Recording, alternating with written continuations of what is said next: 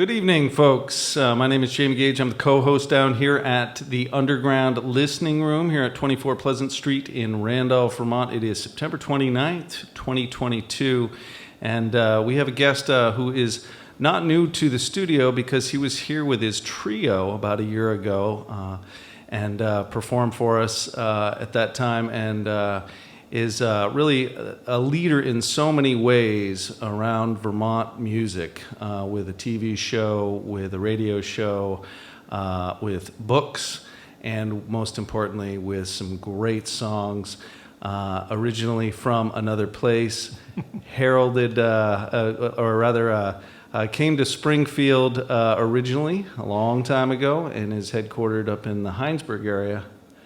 This is Rik Palieri.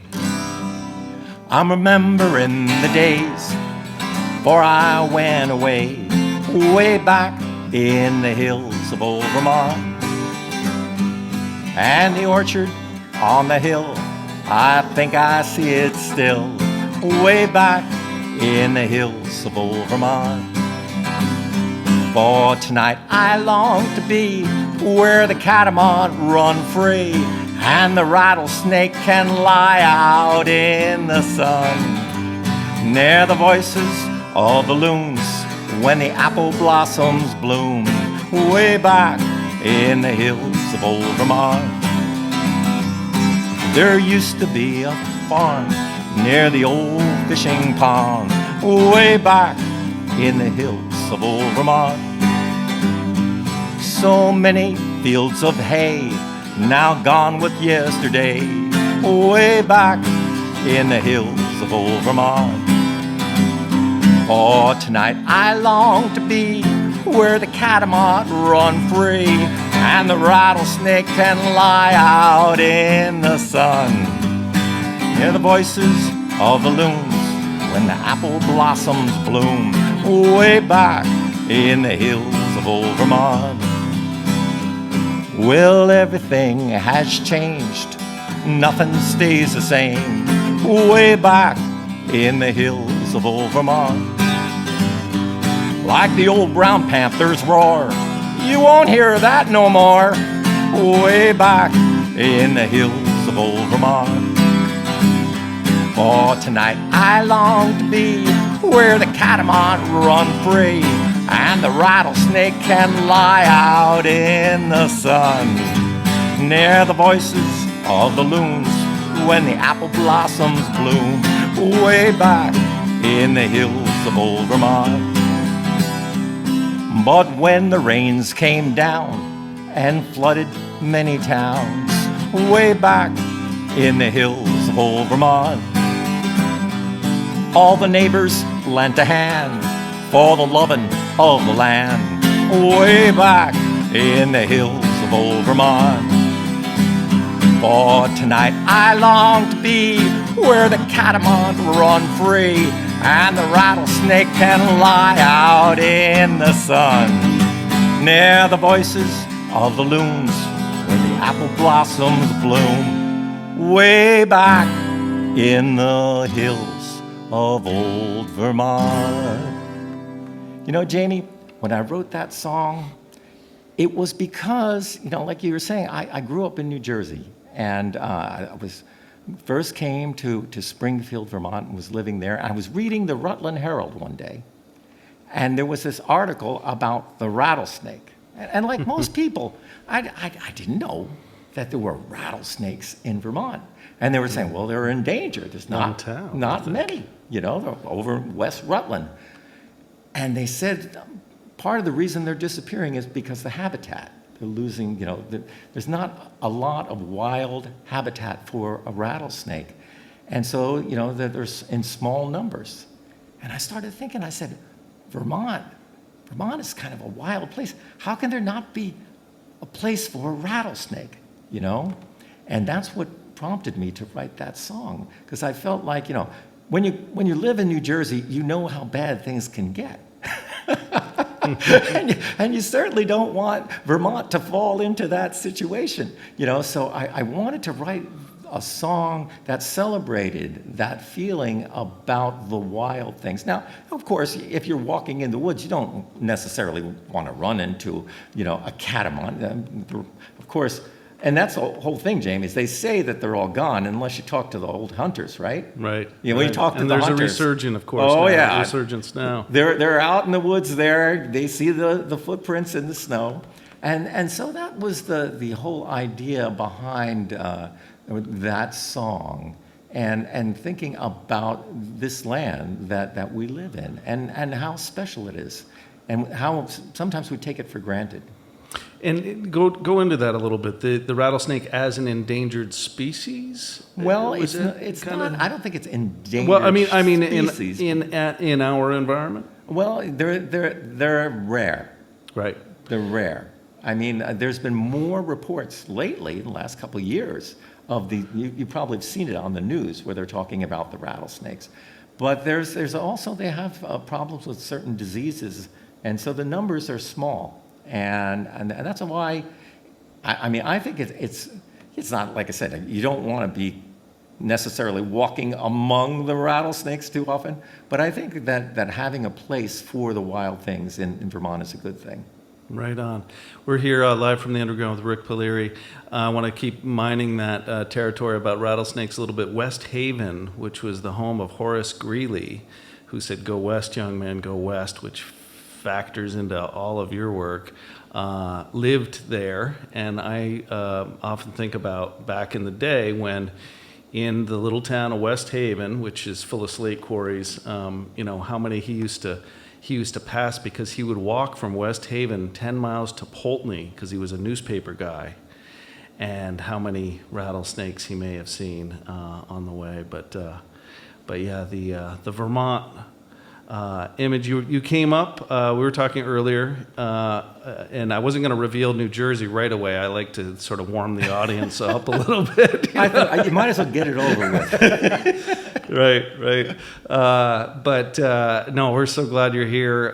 You really bring a real folk. I mean, you talk about the term folk troubadour, like that's you. And your commitment to the music is really unparalleled in the ways that you've done it here in Vermont. It's wonderful. You told me earlier a little bit about starting your career in a wire and cable factory, which I found to be very appropriate, with a stringed instrument. Virtuoso. Yeah. Well, it was like when I left high school, I had this dream of wanting to be a musician, but with no plan of how to do it. No idea whatsoever of how, I'm always just playing music and so forth. And of course, I graduated high school and my parents said, "You got to get a job." Don't they always say that? I don't know why they say that. You got to get a job. And so, the first job that I had was, because my hair's always been long, Jamie. It's back from those Vietnam days, when we were out there protesting and all that. I've always had long hair, and so. The only kind of job I could get early on was a truck unloader because that was the place where people didn't see you. So all the guys who unloaded trucks were all in the back. Right, in the alleys. They were out in the alley, right. and we all had a good time. We didn't really care that we weren't socializing with anybody. But my mother decided that really wasn't the proper job. There was not enough money. So I didn't care about money. I still don't really care that much about money. But, she was saying that I had to get a real job. Now, my dad, he worked at this wire and cable mill. Okay, he worked at the wire and cable mill, and so I didn't know my dad because he worked the midnight shift. Did you ever work a midnight shift, Jamie? Oh yeah, I did hotels night auditing. A lot of fun. Oh God, 11 to 5 or whatever. The midnight shift is the place where people who don't want to be seen hang out, right? Right. My dad, he was working the midnight shift, and I never saw him. He'd go to work like 10 o'clock at night. He'd leave the house, and he'd come back early in the morning, and he'd just sleep, and then get up again. And so I didn't know him, and he was miserable. And I didn't know why he was miserable until I got the job with my dad. It's nice that he wanted to share with you. Oh, God. So here it is, you know, and I have this real long hair, and all of these guys, now these guys are the kind of guys, these are mean-looking guys, Jamie. I mean, I'm talking mean guys. I mean, this one guy had a big hook nose, and they called him the Hawk. Yeah. This other guy was a huge guy, they called him Bubba. Everybody had a nickname. Everybody had a moniker. There's Mulligan Stew, who liked to drink Irish whiskey. and they called my dad Willie. His name was Bill, but they called him Willie. So they gave me the name Willie's son, and they kind of tolerated me. But they weren't really being, you know, I wouldn't say they were really that friendly. And I was, you know, trying to figure out, you know, how to get along with all of these guys. And I wasn't having a really good time at this factory. It was terrible. It was a dangerous place to work. It really was. They had a lead line, you know, that back then, this is before like OSHA and stuff like that. Right. So it was, you know, sometimes the gas would come up and they'd tell everybody to get out of the, you know, out of the building. It was, you know, one time the machine caught fire, you know, and it was right early in the morning when the shift was going to change, and so the guys they said, it's not my problem anymore. They walked off. Right. So they left just a few people to try to deal with it. So I'm there pulling all this wire, you know, and my dad's pulling the wire, and all of a sudden we get it so that they can untangle the machine, and some idiot decided that they were losing time, and they pressed the button to start the machine, and the wire started whipping up, and it grabbed my leg, Jamie, and I went, I shot up into the air, and I was heading into the mouth of the machine. Wow. And they had to stop the machine and cut me down. Now, you can imagine, I'm not really having a great time at this place. But one night, I'm sitting around there, and all the guys, you know, they like to read comic books if everything was going well. You know, they'd sit there and they would read comic books, or you know, they'd listen to the radio. So I had a cassette player. And I'm trying to learn how to play banjo at that time. So I'm listening to the cassette player, and this is, you know.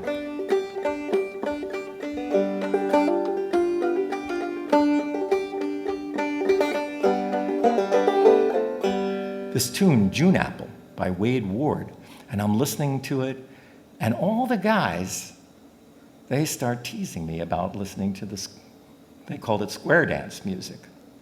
And before you know it, the tape's going, and they all joined arms, and they started dancing around the factory.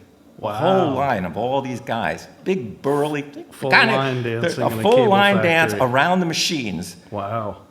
And the boss, he saw this, and he looked at me, and he looked at the tape recorder, and he called me into the office.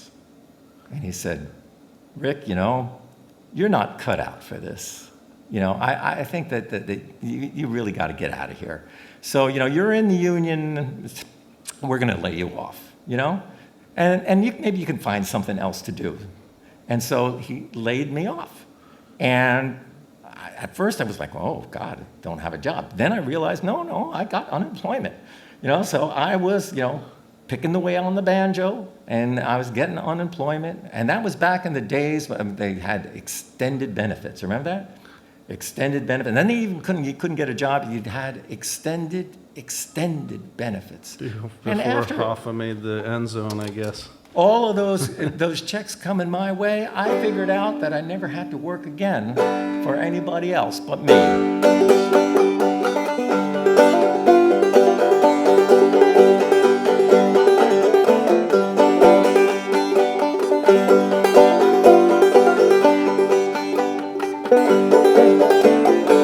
I wish I was a June apple sitting on a tree. Every time a tulip passed, she'd take a bite of me. It's peaches in the summertime, apples in the fall. I can't have the one I love, I won't have none at all, no.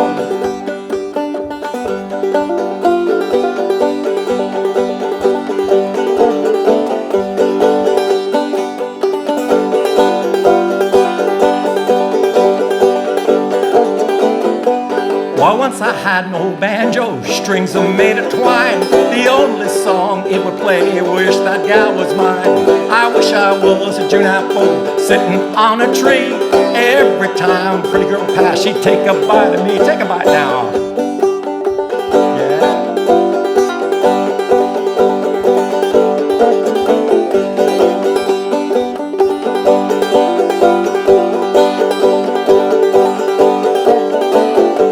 How old are you, my pretty little miss? How old are you, my honey? How old are you, my pretty little miss? I'll be 16 next Monday. I wish I was a June apple sitting on a tree. Every time the pie, she'd take a bite of me. Woo! Yeah. Woo. So that was a song that saved my life, because after that I was able to really try to concentrate on learning how to play the banjo. And I'll tell you, it wasn't easy back in the old days, you know, because like today, young people, they want to learn how to play an instrument, go to the computer, go to YouTube.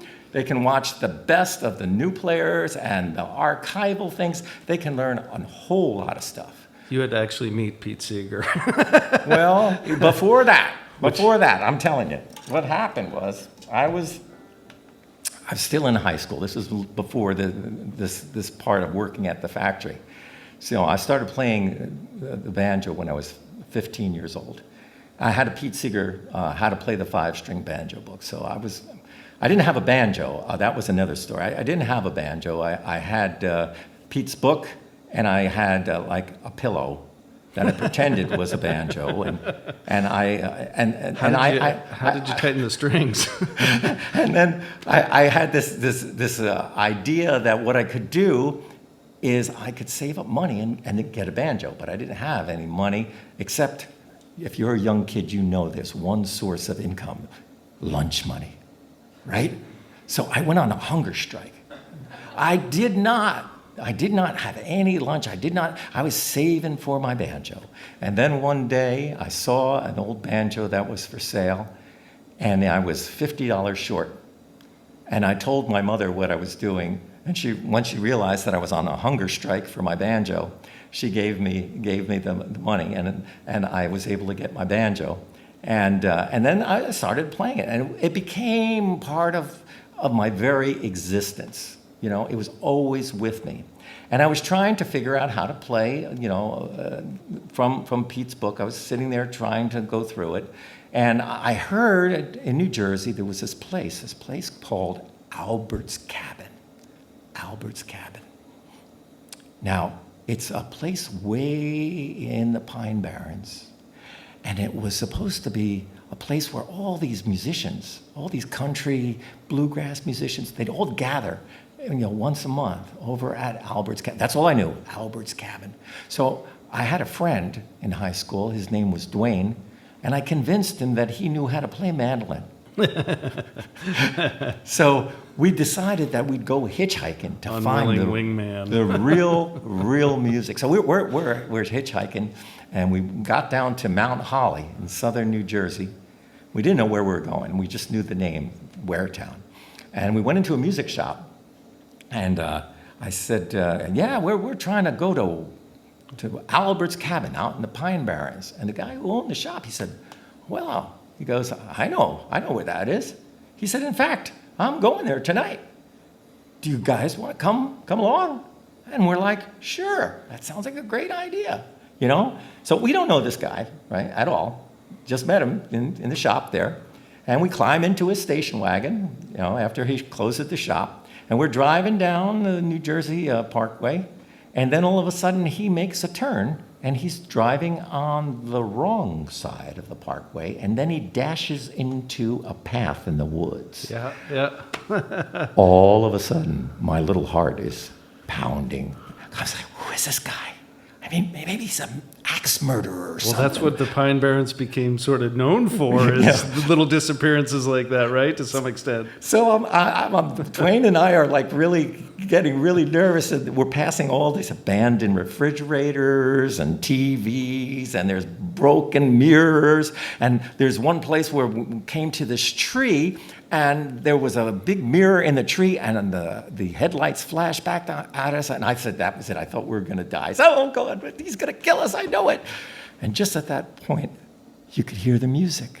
You heard the music, and he pulls in, and there it is, Albert's cabin, sitting out there in the Pine Barrens with a whole bunch of people all around the front porch and all playing. And there's this one old guy, and a young guy, and they're sitting on playing a banjo, you know. And I walk over and I take out my banjo. And Dwayne takes out that mandolin of his, and you know, we start playing along.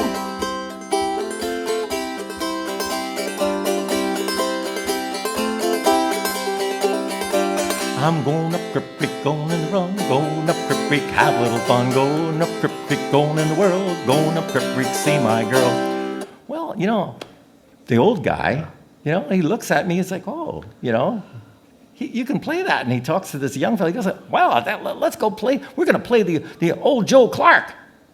He said, you know that one? And I said, no. I saw it in the book, but I never learned it. He said, don't worry about it. He said, by the way, he goes, my name is Sam Hunt. I've been living in the Pine Barrens all of my life. You know, I make banjos. I send them all over the world. In fact, I keep the wood underneath my bathtub. You know, you come over to my house, I'll tell you there's wood over here and banjos over there. And I even make these snake boats, you know, and I'll go duck hunting. This guy talked fast and furious. And I was like, I never heard anybody talk as fast as Sam Hunt. And then he said, all right. We're going to teach you that old Joe Clark. He said, just take your finger and slide it down on the second string from the second fret to the third, like that. I did that. He said, put one finger behind the other and then pluck it. So we did that.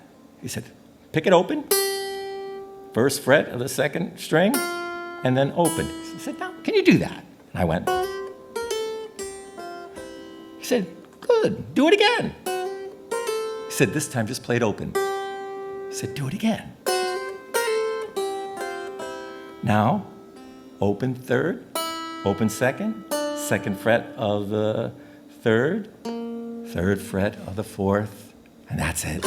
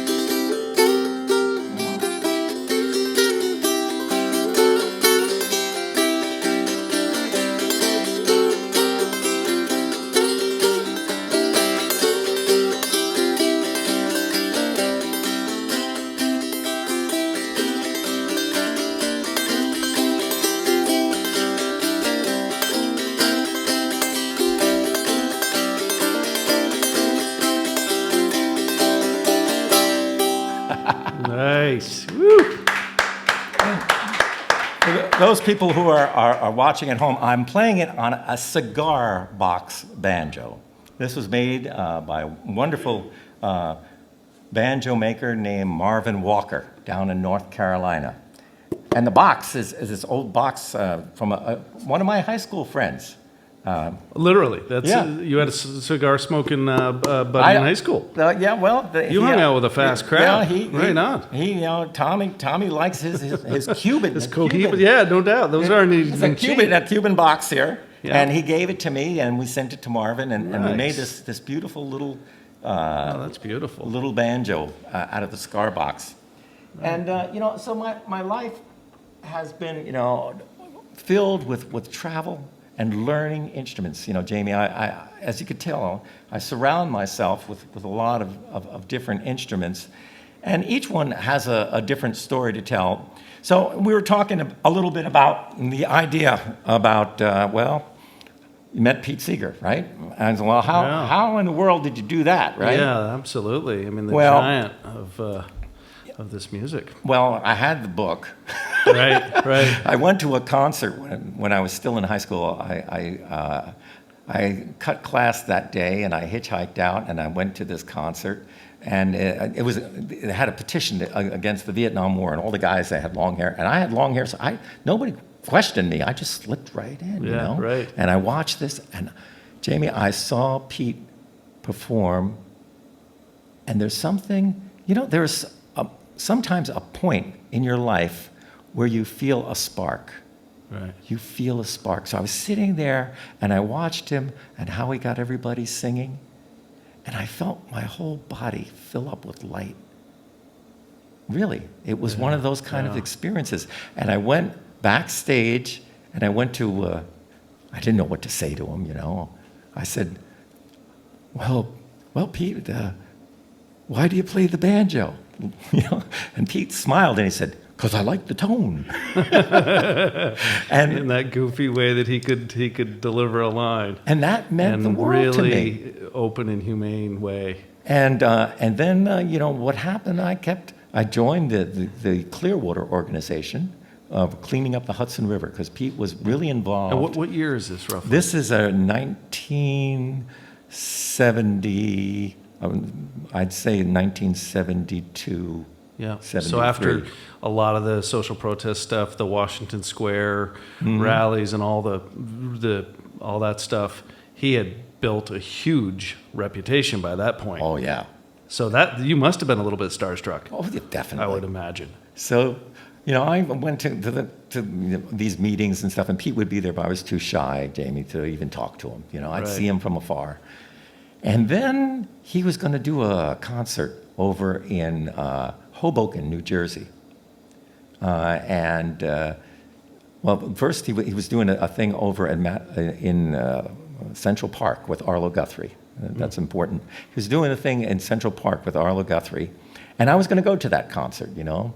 And my sister, who's 11 years younger than me, we're born on the same day. Lisa, you know, she knew that I was going to that concert. And my mother took her and my younger sister, Tina, and little baby brother, David. They all went to New York to see the museums, you know. And they saw everybody putting blankets out in Central Park. And so Lisa said, well, what's going on? I said, well, there's a concert tonight with Pete Seeger and Arlo Guthrie. Now, my sister got the idea that, you know, all those books that I have at home and records, and so now Pete and I must be close buddies, you know. And so she decided that I must be backstage, and she thought that she should go check me out, see if I'm backstage. So she went over to the guard who was guarding the stage and said, my brother's backstage with Pete Seeger. Can you take me there? I was just a little kid, you know. She's right, about, right, because you're still you're out of high school. I'm just out of high school. I'm 20. So I'm 20 years old. So she's 9. Yeah. So she's a little girl, and Tina is even younger. And what do? They take them back there, and they meet with Pete and Toshi, his wife, and I don't know because I wasn't there. Some magical thing happened there, and so they stayed for a little while, and then they went. And my mother was frantically looking for them. There they were, and I went to the concert that night, and that's when he said that he was going to be in Hoboken for a Clearwater organization kind of a celebration on the waterfront, and everybody's invited. So that morning, I put my banjo on my back. I'm heading out the door. My sister Lisa goes, "Did you know that Pete Seeger files his nails?" I'm like, what? I didn't know. Files his nails. I did not know about this meeting. So I go over to Hoboken, just like I had done many times before to these Clearwater things, and I'm there with some young people, and we're sitting there and we're playing music. Well, who walks over? Pete. He takes out his guitar, and he's strumming along. He's playing, and I'm at that point like, I can't believe that this is happening. You know, here's, you know, my hero at that time, playing along with us. And then the music stops, and Pete, he looks at me and he goes, I haven't seen you before. Who are you? And I stumble out, I'm Rik Palieri. And he smiles. He goes, Rick, I met your sisters yesterday. I said, what? I met your sisters yesterday. They told me that you were a good banjo player. why don't we go up on the stage and play a couple songs together? And he brought me up on the stage, Jamie, and my life changed. Totally. From that moment, it was never the same. Yeah. And it was an amazing moment. And, we were, after that, he started calling me up, told me to get more involved. We'd have long conversations about all kinds of things, and it got me involved in producing festivals. That was the beginning, and our friendship lasted for about 40 years. What a huge gift and a privilege, my God, and such a Pete Seeger type story. You talk about music building community and, going after, solutions. Yeah. And that involves connection with other humans. And to bring you in as a young man, what a huge gift and privilege.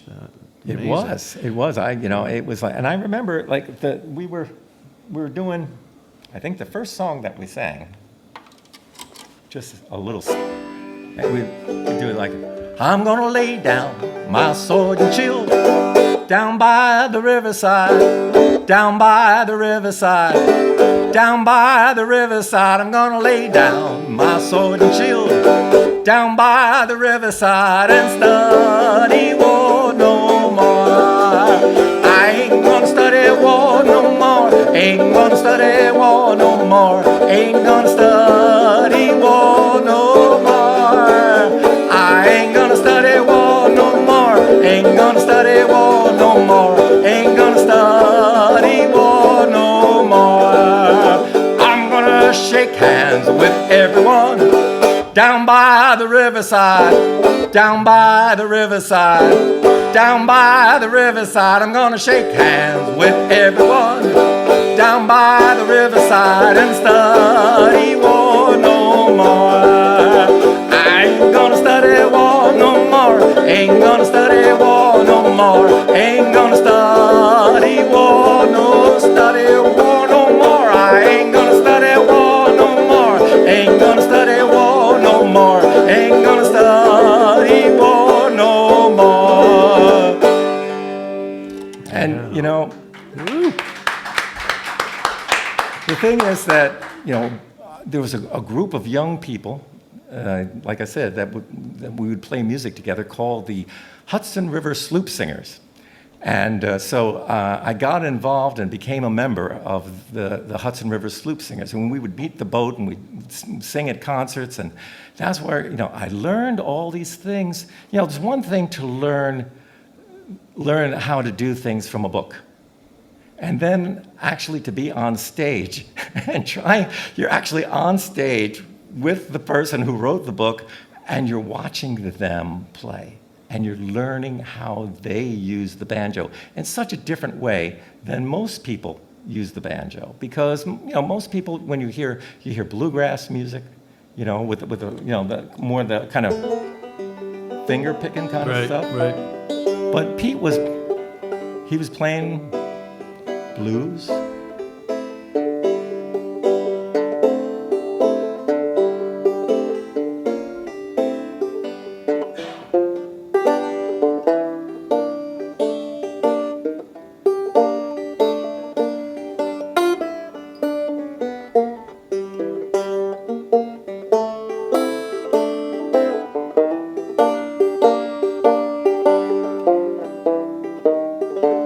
Playing stuff, things from all around the world.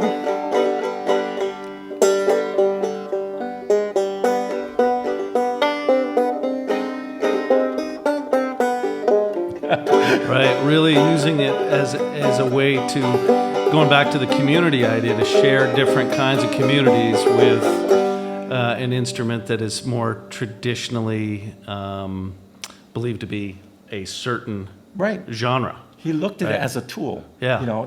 to be able to play anything that he wanted, and he never really played more than he needed to play.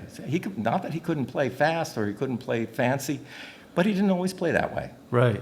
And, Pete Seeger, of course, coming out of the Woody Guthrie tradition and the messaging and the lyrics, of course, and I think this is probably where you're going with this, is so germane to the whole thing, is we're using music as not only a tool to build community, but also to call out society, right? Well, the thing is, I spent a lot of time recording Pete, archiving.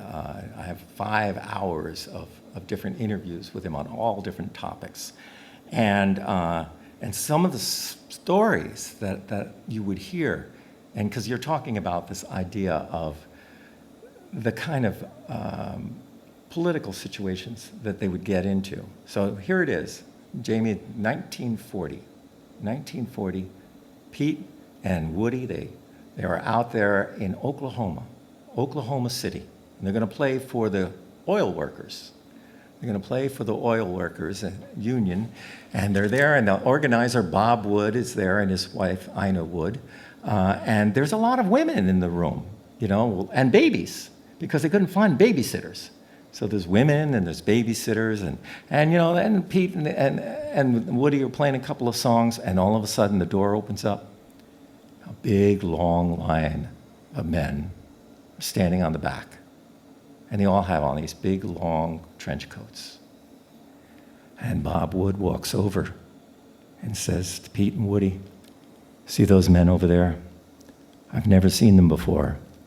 They might be here to cause some trouble. You better start singing." So Pete and Woody start singing some more songs. And they stop. And the biggest guy comes out. He walks out in front of the podium. And he opens up his overcoat. And he has a baseball bat sewn inside. He said, "The boss sent us here to break up this meeting. But after listening to you guys sing all those songs, you're singing for workers, just like us. We're going to go back and tell the boss nothing was going on here tonight." He said, "But the next time I come back, you better have an American flag on that podium." And they walked out of the room. Ina Wood walks over to Woody Guthrie and says, "Woody, you're always singing about men. Men this, men that, fellow workers this. When are you going to sing for the good union women? If it wasn't for all these women here, there really might have been some trouble today." So Woody kind of went back and said, "Well, I wrote about the woman's auxiliary. Oh, if you want an auxiliary, get the woman's auxiliary. It's the best auxiliary you ever did see. If you need an auxiliary, it's the woman's." They said, "Forget it. That's not a song." Said, "We want you to write a real song about women." So he went back into the office there. He had a typewriter, had a big jug of wine. And Pete was watching as Woody pecking away, pick up the guitar, strum a few chords, write a few things down. Pete said he got so tired, he just went to sleep. Got up in the morning, and there was Woody, curled up in a little ball underneath the desk. Bottle of wine was empty, and this song was sitting there in the typewriter. "There once was a union maid who never was afraid of the goons and ginks and company thinks and deputy sheriffs who made the raid. She went to the union hall, and when the meeting it was called, and when the company boys came round, she always stood her ground. Oh, you can't scare me, I'm sticking to the union. I'm sticking to the union. I'm sticking to the union. Oh, you can't scare me, I'm sticking to the union.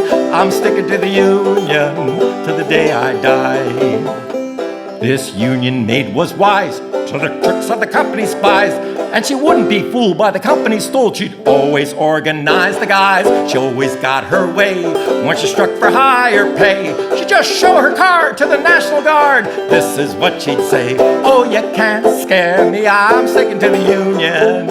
I'm sticking to the union. I'm sticking to the union. Oh, you can't scare me, I'm sticking to the union. I'm sticking to the union till the day I die." And that's how the song Union Maid was created.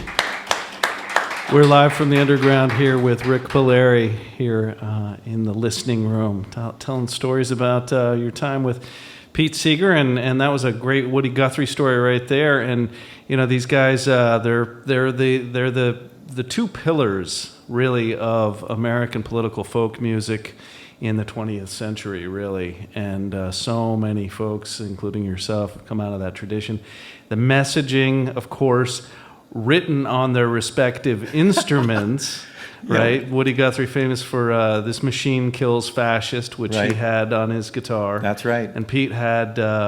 This machine surrounds hate and forces it to surrender. That's right. And you have carried the tradition on with something... Yeah, well, I was telling Jamie positive about that, because this banjo here, we'll get into this whole idea of the Almanac tour.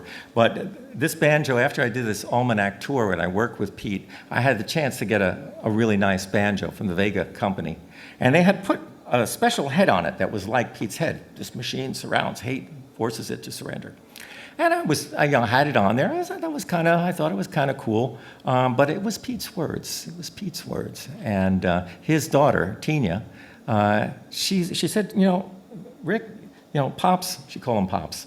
Pops would spend a lot of time hand lettering that banjo head. It meant a lot to him. She said it's kind of cheap just getting a manufactured thing that has it on there. So I thought about it and I said, okay, I got a new banjo head, and I had to think. I was doing a big tour and I kept thinking about it. And I said, well, I didn't feel that I was that powerful, first of all. I couldn't surround hate and force it to surrender, But That's a tall order. I could. I said, this machine fosters hope and brings people together. And I said, that's who I am. That's what I can do. I can use music to bring people together and also to try to give us a little hope in these times where we all need more hope. Absolutely. And that was roughly what year? What year did I get? Well, I got this in the Trump years. Okay. Yeah. When you hand wrote that? I just during the pandemic. Yeah. Okay. So it is brand new. I didn't realize it was. It was right. So that was the thing that I put on here, and we're kind of talking. We're gonna have a lot of time to talk, which is really, really fun to have the chance to tell so many stories. So I worked with Pete and the Clearwater, did the festival kind of thing, and met just about everybody, because I'd be an MC, and there would be a lot of the old heroes of the folk music, where a lot of them were living still. The Weavers were living at that point. Pete Seeger's original first band. And also people like there's Hetty West, great banjo player who wrote 500 Miles. If you miss the train I'm on. Her dad was a poet, and she's the one who kind of put that song together. And it seems like so much coming out of the New York City scene, Greenwich Village. Oh yeah, and the Hudson Valley was huge. I don't know where Peter. That's it. I mean, I believe that just like there's a Hudson River School of painting, right. There's a Hudson River School of music that was inspired by all of these different musicians, by the river, in many cases, or just that area. I mean, Leadbelly, of course. We can, because Leadbelly was a big hero. Yeah, there's something about. I always hold that there's something really valuable about place in almost every musician's work, and New York, at being such a huge, the capital of the world, really, such a huge metropolis, being so close to so much incredible nature as well. Once you get out a bit up the Hudson Valley, and maybe there's some connection there between the rural and the urban. That was it. Pete would say that cities bring people together. People from all over the country, they all settle into New York. So Hughie Leadbelly, king of the 12-string, he was in New York City, And a lot of the songs that one time George Harrison of the Beatles was being interviewed about the importance of Leadbelly. And George Harrison said, if it wasn't for Leadbelly, there would not have been a Beatles. Between the Rock Island Line, Midnight Special, or this song, my girl, don't you lie to me. Tell me, where did you sleep last night? In the pines, where the sun never shines. I've been shivering the whole night through. My papa, he was a railroad man, killed a half a mile from this town. They found his head in a driving wheel, and his body ain't never been found. My girl, don't you lie to me. Tell me, where did you sleep last night? In the pines, where the sun never shines. I've been shivering the whole night through.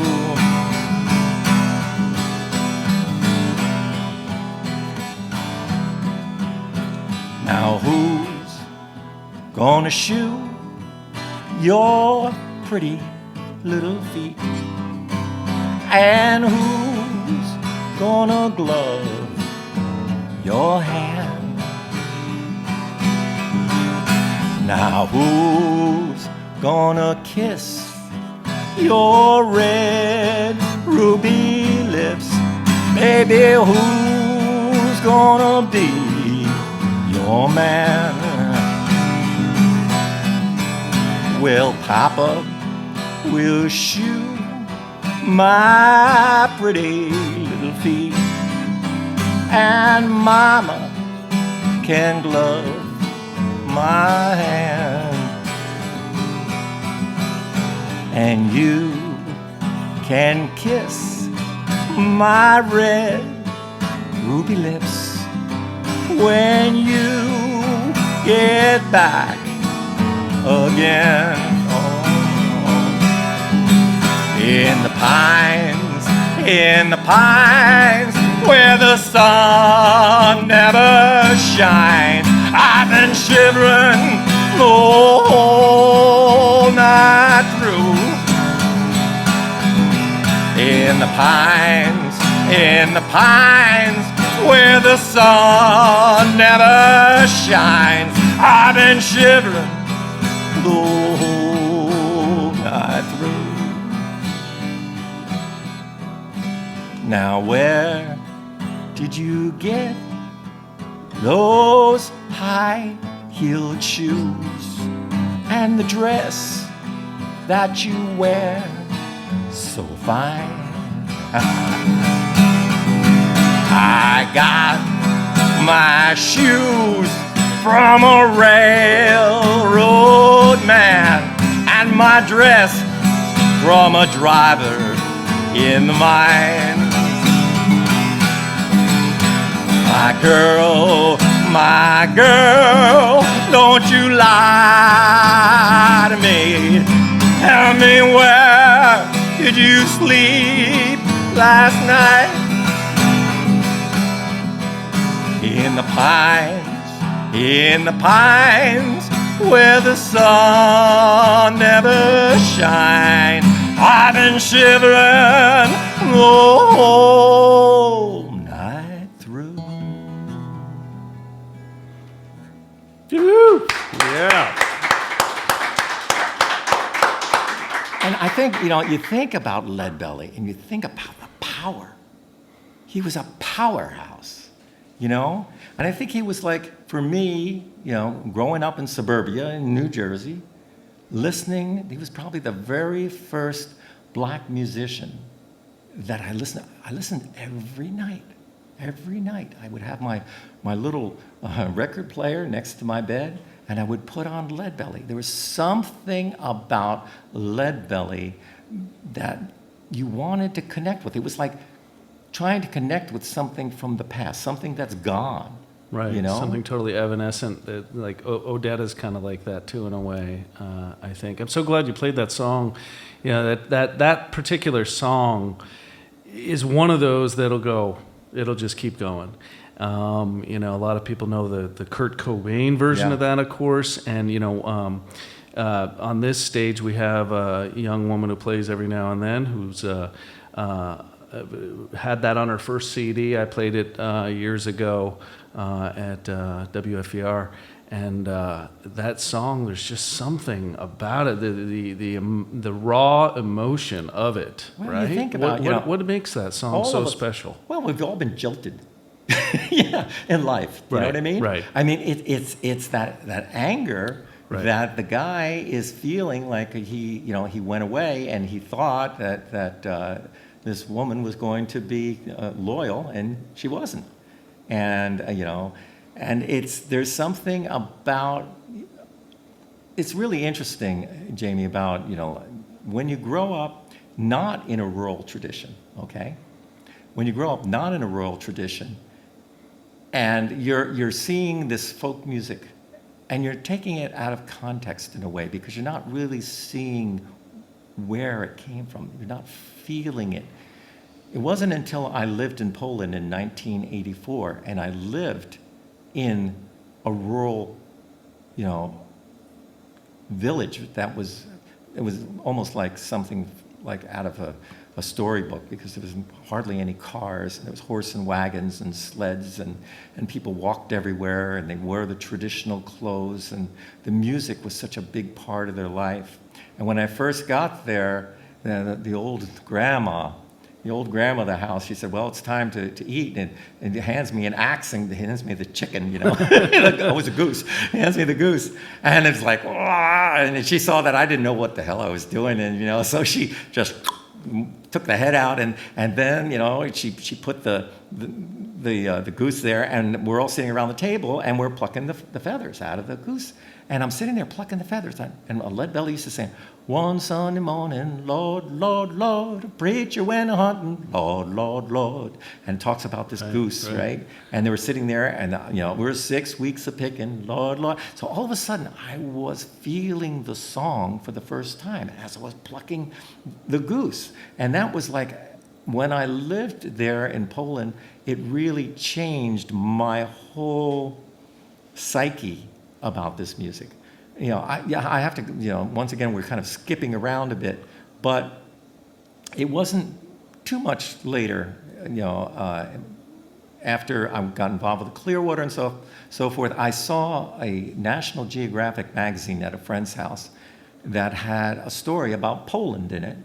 And my mom was born in Poland, so I was used to hearing stories, all the old stories from the old land, about her cow Whistle, and how Whistle got stuck in the quicksand, and the whole community had to come and rescue Whistle, and all the stories about the war, She told this one story. She said that the war had just broke out, and she was just a little girl, and she was walking in the fields. She was walking in the fields just playing, and she said, I looked and I saw this silver rain. It was coming down in a funny way. And she said it was so hard that it was making holes in the ground. I never saw that before. And then she heard the sound, and there were 2 airplanes, and that was machine gun bullets that were shooting all around her. And then she remembers that the plane came down, and she remembers them taking the pilot away. She remembers her grandmother taking her out after one of the first battles in the nearby city, and all the horses dead in the streets, all the carnage. And her grandmother said, "Child, I want you to understand what war is, because it's important that you understand." So she would tell me all these stories. And so I kind of knew something about Poland. But, when you're growing up, in the United States, you're not really thinking about too much of your heritage. Right. And sometimes if you're from Poland or Italy like I am, being both from Italy, my father, and mother from Poland, that you get teased a lot and bullied sometimes. And so you don't really think about having any pride in your heritage. But then here I was. I looked at this magazine, and it had the cover story, Springtime Hope for Poland. And I opened the book, and there was a picture of a Polish bagpiper. And it blew me away, Jamie. It was like I never saw anything like it. And it became an obsession. I was able to take the book and bring it home, because my friend said, "Yeah, sure, you can have it," And I started thinking about it. I started writing to people. I started going and doing research and trying to figure out about this bagpipe. And I had no idea how rare it was and how this journey was going to really change my whole life. So what happened was I started writing all these letters, and one letter went over to the Polish embassy, and they invited me to come to Poland and play music at a world festival, and for me to play my banjo and American music, in hopes that I might meet a Polish bagpiper. And I did. I met with a Polish bagpiper, and he said, "Well, don't teach bagpipes to tourists. No. If you are sincere, you must come to Poland and live here and be just like us." So I went back, and I had a little set of bagpipes that I was trying to practice on and getting nowhere. And Pete Seeger knew that I was struggling with this, and he wrote me a really nice letter. And he said that if I could be of any help, to let him know.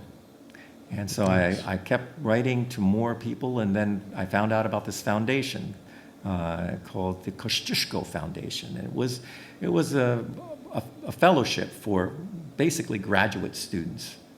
But somehow I was able to write a grant that they finally, after rejecting me 3 times, they finally did give me this grant. And so I went, and I lived in Poland in this little village called Istebna. And the thing is that I lived with the man that I first met, Józef Broda. Broda means beard. Okay, so he looked like one of the Smith brothers on the cough drops. Right. Really huge beard. Joe Beard, literally Joe Beard. He didn't know how to speak any English, so I had to learn how to speak Polish and to do this grant. And then I went over, and this was 1984. This is a time where Poland was being locked down under martial law. Jaruzelski was worried that the communists were going to come in, and so that was what they were. Everything was rationed. Right. Your meat was rationed. Everything was rationed. You couldn't buy anything at that time. The stores were empty. You'd see people early in the morning, they all line up to get the early morning newspaper, and you thought to yourself, what a wonderful country, everyone loves to read. Then you found out there was no toilet paper. Right. Live from the underground here, we're here with Rik Palieri, and I want to talk more about your experience in Poland. It seems like that was like a real transition point, going from esoteric political songs to a life, an authenticity, both mining the past and their very future, which you were just describing. In the second hour will be great. We're so glad to have Rik Palieri here at the Underground, and we're also being broadcast on WCVR North Country Radio here in Randolph, Vermont, and we're going to come back for the second set, and you're going to talk a little bit more about the Polish bagpipes and some Polish of these flutes. We're here, flutes. And Rik has brought all kinds of instruments, and we're also going to talk a little bit about his book. Well, there's more than one book.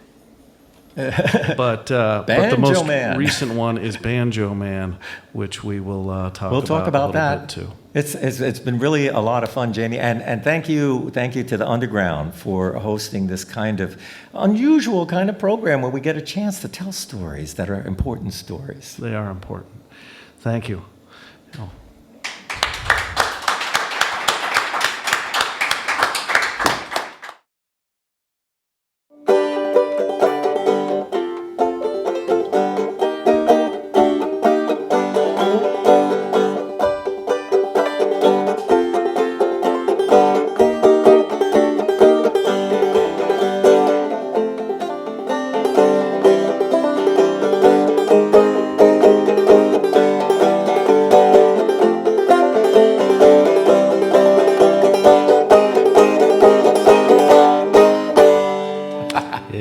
Listening to Live from the Underground. That's Rik Palieri right there with a little instrumental. We're back for a second set here on September 29th, 24 Pleasant Street here in Randolph. And thank you to the crowd that's here and online. We were just talking about your experiences in Poland and following up after some really well-informed seminal experiences in the 70s, meeting Pete Seeger and getting to know what power music can have over bringing people together. And you talked about having inscribed that message on your banjo. And now you're in Poland, 1984, a huge year, right in the middle of the Reagan years, right in the middle of a sort of a resurgence in nuclear war terror, and you're in the heart of it in Poland, which is maybe the most devastated country in the 20th century after World War II. Blown apart. I mean, so many stories about Poland. Mm-hmm. And there you are, you've got a fellowship, and what was that like? Well, I'll tell you, Jamie, it was, as I said earlier, it was like going into a different world. Because a lot of the people, they had bare, they just had the bare necessities of life. Even a light bulb, that became, if a light bulb burnt out, the family would cry because they weren't sure when they could get another light bulb. Things were that scarce. And if you saw a line, you would get in it and wait. And whatever it is, you would get it and know that you could give it to somebody else if you didn't need it. And it was, for musicians, it was very difficult because they didn't have any guitar strings except for high E. If you can imagine that. That was it. That high E. Violin strings were very, very hard to get. When a string broke, they would knot the string. So they would keep the strings going. Sometimes a guitar would have a mixture of silk and steel and steel strings. You can imagine the instruments were... And you try to tune with just that thin... Yeah. Whatever you could find. Wow. And, but the thing is, my teacher, Yusuf Broda, he would walk me over into the woods and we pulled a lilac leaf off the tree and he put it up against his mouth and he blew into it and he played music. He said, "You don't need money to make music. You can make music from nature." And then we walked out and we picked up a stick like this. The stick was about as long as your outstretched hand from your nose. And we waited until it was kind of a little bit dry. And you remember those old-fashioned hand drills? Not electric. Right. Where you had to crank it. You have to twist and turn, keep going. And twist and turn, and it took a long time to get all the way through because you had to do it straight. And then you put a little bit of a plug at the top with a little slit here and a fipple. You carve a little fipple here, and it doesn't have any finger holes in it, but you can play some music on it. You just pick up your stick and you blow into it and watch.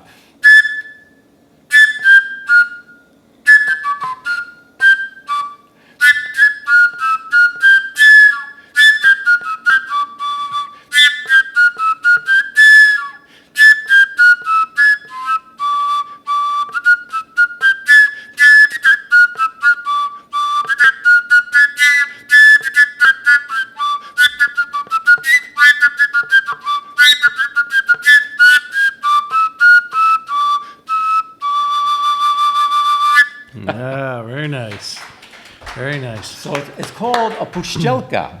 And so it's one of the types of flutes that is played in the mountains. And another one, this was one that does have finger holes in it. And so once again, Yusuf and I, we picked up this piece of wood. And this time, I did this all myself. I drilled this whole thing out without any help.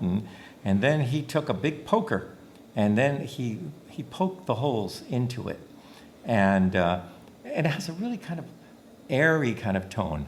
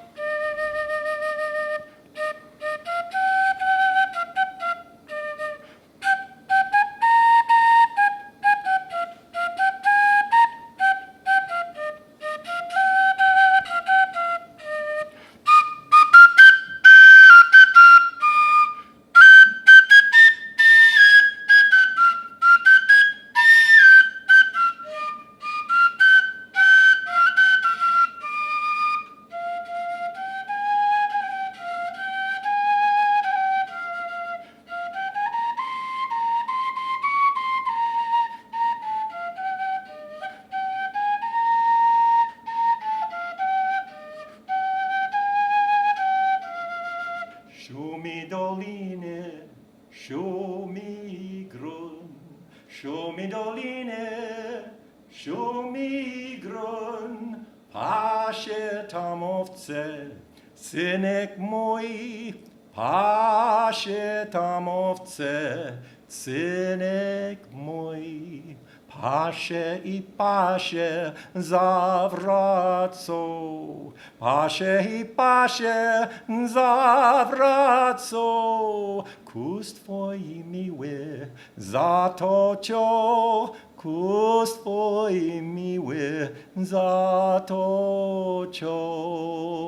Shumi means the wind as it blows down into the valley. Dolina is the valley. Shumi dolina. Shumi also means the water as it flows, the river flows through the valley. So when I would learn these songs, Jamie, we would actually go and sit right there, right on the river bank, right in the valley, with the sound of the water all around us. So we weren't learning the songs from a book. We were living the songs. Yeah, Sometimes yeah. my teacher would wake me up in the middle of the night. I said, well, why are we getting up? He said, to learn a song. And we'd go out, and he said, you see that light way out in the distance in the mountains there? He said, see that house? We're going to walk over there, and we're going to learn this song. And the song was Ciemna nocka idem ją. Through the dark night we go walking. And it tells this whole story about there's a young girl sleeping, and she's waiting for her boyfriend, Jan, to come. And she's waiting. It's like 2 o'clock in the morning. It's 3 o'clock in the morning. It's 4 o'clock in the morning. It's 5 o'clock, and he never comes. That's what the song is all about. But we walked, and we went through this whole thing to learn the song.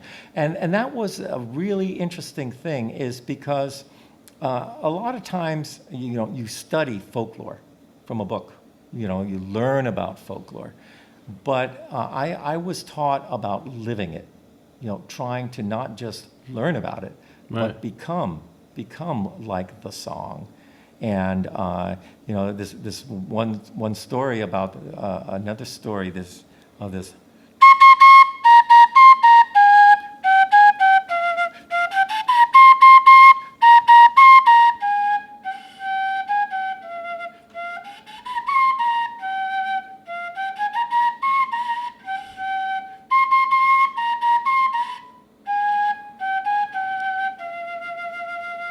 There's a young girl in the mountains who's about to go through an old ritual.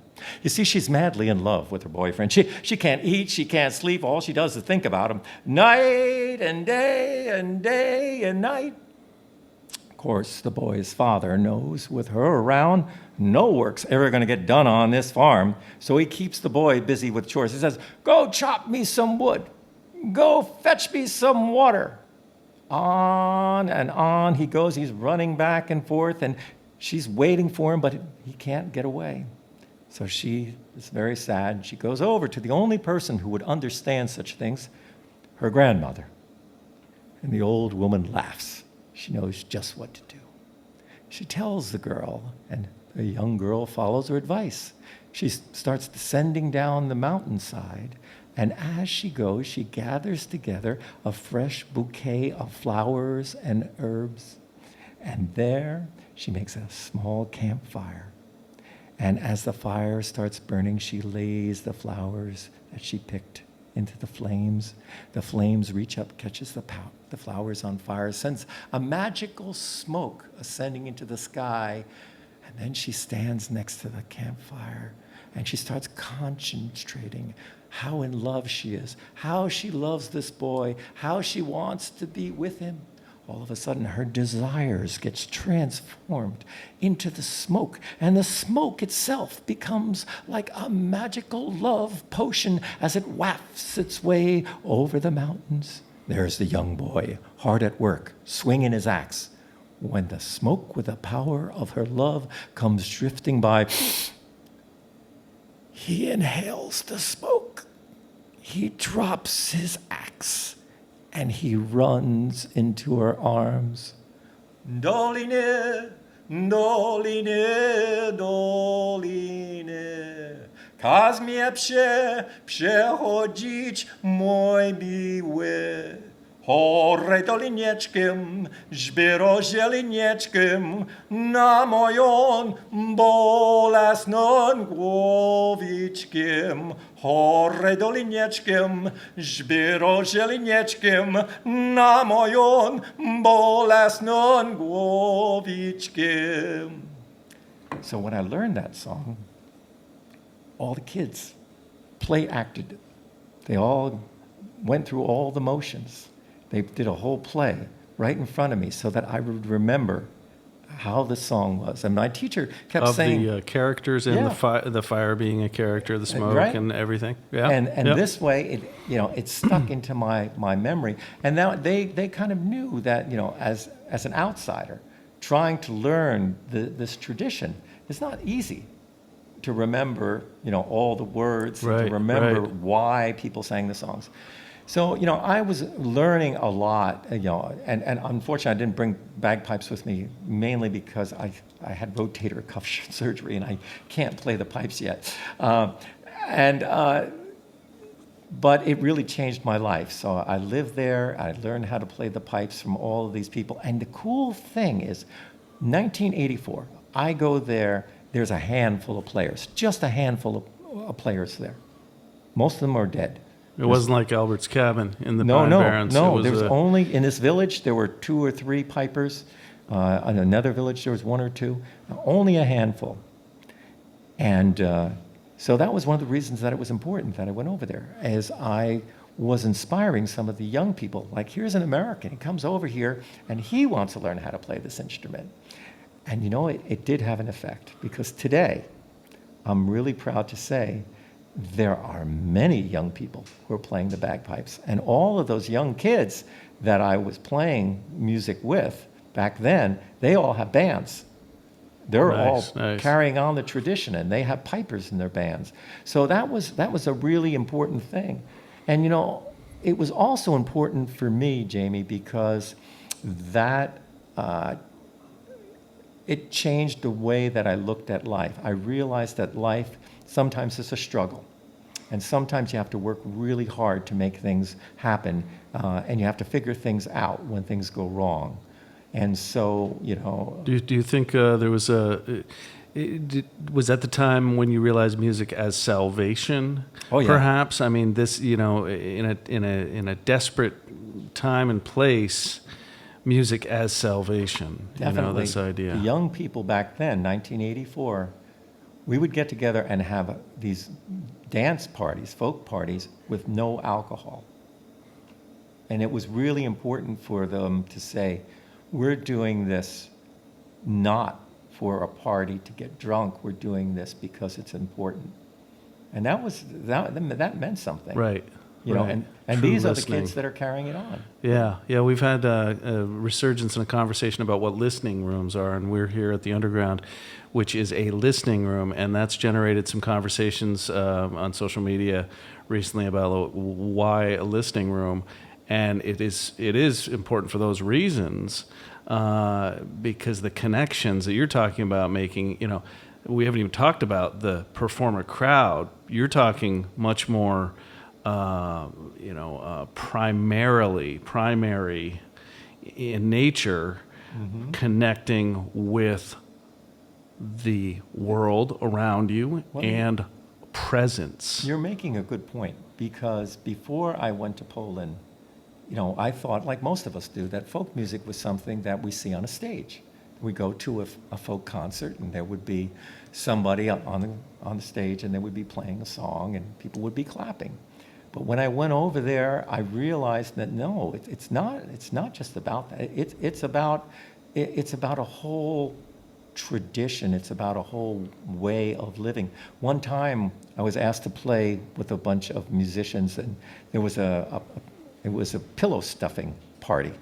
Oh, and we were all there. I'm and not the women familiar had with those. goose feathers, and they're all making these pillows.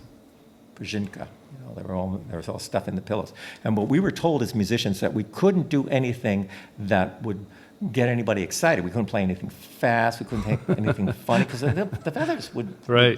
So I didn't understand. So we're playing along and playing. It's like dirge This is music. in Poland. Yeah. Of And then they're nearing the end of the work party, and then they kick up the band, and the feathers went flying in the air, and everybody grabbed the partner, and they started dancing around the room. And I said, oh, now I get it.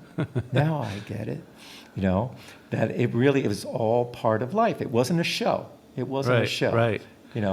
And I think that it was like a meal to bring community together. Music as a community builder, in a way.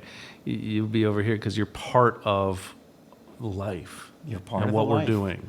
And that's, in folk music, usually it's about a community, and it's about the needs of that community, okay? So it fulfills that need. So love songs, the work songs, all these different songs that fit, the songs about wedding songs, funeral songs, all the things that are about life, that's all part of the folk music. So it had nothing to do with, a hit or anything like that. Right, yeah, so far away from the modern music industry, you can't, it must have been, you were part of the right scene. It wasn't like in the 70s and early 80s, you were part of the music industry, so to speak, which is transmuted since that time. But going to literally the motherland where your mom was from, right, to a country that had been bombed back to the Stone Age, really. Yeah. This is 30 years I think later, people but don't still, realize that. The city of Warsaw, or what they call Warszawa, was completely destroyed. Yeah. And the only reason that they were able to rebuild it is they hid plans. They when they saw what was coming, they hid paintings, they hid the plans so that they could reconstruct the city. And that's, it's like a phoenix rising from the ashes. And, the city of Warsaw, or Warszawa, comes from a folk tale. I don't know if you knew that. Mm-mm. It's about a mermaid, a mermaid and a fisherman. A long way from the ocean. Warsaw is down the river Wisła. Right? That's where the mermaid was, and River Mermaid. Yeah, River Mermaid. Yeah, and a really interesting kind of story, and that's the whole thing, is that people didn't realize that Poland had all these kind of things. And I think, I'm not just saying Poland, I'm saying that every country. Germany has all these different legends, and all, the Teutonic, the knights, and over at the over in Eisenach. What's the name of the castle in Eisenach? The Wartburg. And you know, the medieval, they had the Minnezingers, you know, and Walter von der Vogelweiter, you know, he was the minstrel who was really celebrated. He was like a rock star, you know. Big assist out there to Vincent Freeman, owner of the Underground, with that little bit of German history. Oh, it wasn't. Oh, I thought it came from you. Oh, okay, sorry.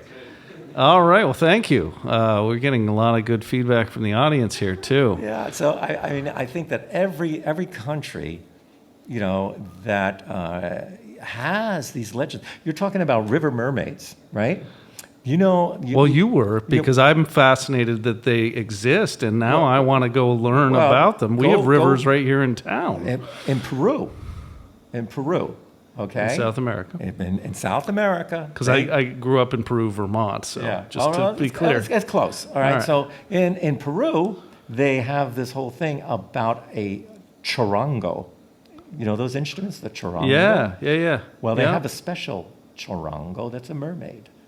And the reason why is there's legends that the mermaids have magical love powers. And of course they do. They live in the lakes.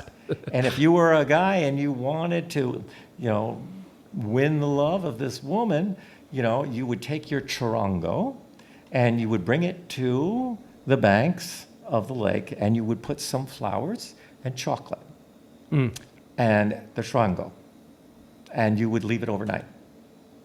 And they believed that the mermaids would come out of the lake, they would tune the charango, and they would infuse it with these magical powers. And so that's why that there were these kind of love songs. So I mean, that's what I'm saying. Every tradition has these kind of cool stories that people never take the time to really learn about. And once you learn about it, you know, it's like once you learn about a culture, you don't feel the same way. You know, I mean, I think it's harder for people to dislike people if you know them, right? I mean, well, and this puts me in mind of the musician Beauthair, right from this area, wrote about a story that he had read in the Atlantic a few months ago about the story of the Tower of Babel. Was it Babel or Babel? Babel? I forget. I think it's Babel. And there's a great movie there also, which is very similarly themed. And the idea with the tower is that it was built to, I'm going to screw it up. The people were building it as a symbol of one language, and it was torn down, and everybody had to disperse with all the other, with thousands of languages, and they couldn't communicate clearly. And it always, when I think about music, the power of music is that unification. Like, it doesn't matter what the word is, because you can feel it. You can feel it. Right. And, you know, so when I left Poland, after I had been there for a while, I was called in at the end of the study, and they said that we can't ask you to do this. You know, we can't demand that you do this. But you've learned things that a lot of people don't know. And we'd really like it if you went to America and shared what you learned to everyone. Yeah. And they said, you know, this is 1984, or 85 at that point, 1985.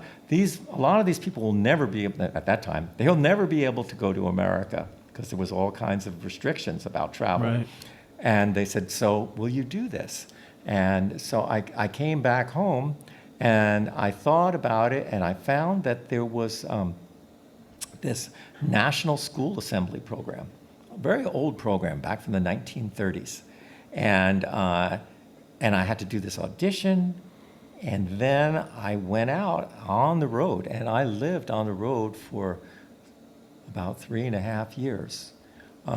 And I did over 1,000 schools, over 1,000 all schools. Across America, every continental state, United States, and Alaska and Hawaii. Those were done later, but yes, Yep. yes, I've been to all 50 states, and And they sent me a lot of times on Native American reservations. And that was really interesting because the Native Americans, they really got into this old tradition, this European tradition, seeing the flutes and the bagpipes and things like that. And I was up on the Ojibwa reservation, and the spiritual leader, he said to me, he looks, and then in Poland they wear these leather moccasins, they call krpsa. And he said, they look like moccasins. And then he looks over, and they have a ceremonial axe in the mountains called a chapaga. And he says, it looks like a tomahawk. And then he looked at that type of a hat that they wore, and it had a feather in it. He said, oh, we like to put feathers in our hats too. And then he looked at the bagpipe. He said, and you'd like to not waste anything. He said, this is the first time that I saw these kind of similarities between the old world and our world. Maybe we're not so different after all. So that was a good thing. I mean, what a great message. But I was learning so much while I was there. And that's what I brought something that I wanted to share with you from that experience. And I had learned about this instrument before I went on the trip. This is a Native American love flute, a courting flute. Once again, it's about love. And the old tradition was that if a young boy, wanted to win the heart of a woman, he had to compose a song for her. And it has this whole legend about the woodpecker. And that's why if you're watching it at home, you can see there's a woodpecker at the very end of it. So I was out there on the Standing Rock Reservation on the Sioux. And I did a concert, and they said, we had such a good time, we'd like to share something with you. What would you like to know? And I told them I was interested in the flute. And they said, well, you're lucky. One of the best flute players is here today, and you can go visit him. We'll set up, but first you have to see his mother. I said, okay. And I went over there, and I was still dressed in the traditional outfit from the Polish mountaineer. And his mother looked at me and said, you're an interesting character. She said, you can meet my son. And so I went over, and there he was, one of the greatest flute players, Kevin Locke from Standing Rock Reservation. And Kevin invited me in, and I talked to him about the flute. And he said, well, he said that he why do you want to learn how to play the flute? And I said, well, I work a lot with kids, and I wanted to share some stories about, that there was music here on this land before the white man came. And he liked that. He said, but, we have to think about this, we just can't do this right off the bat, And he said, well, will you join me in a traditional sweat lodge purification ceremony? And so I had to go through the sweat lodge with him and his family. And then after that... And Rik, what year was this? This was in the early, it was about 1992. Right. 93. So, because most people listening think about Standing Rock for the protests about the Keystone Pipeline in recent years. You were there way back. And so, I went through that, and then he said, well, it's time to play the flute. And then he showed me a few things. And he said, Rik, what's important is not to try to play any of the old songs because they belong to people. They're little love songs from different families. But I'm going to show you techniques so that you can create your own music. And that's the right thing to do. So that's sort of what I do, the way that he showed me.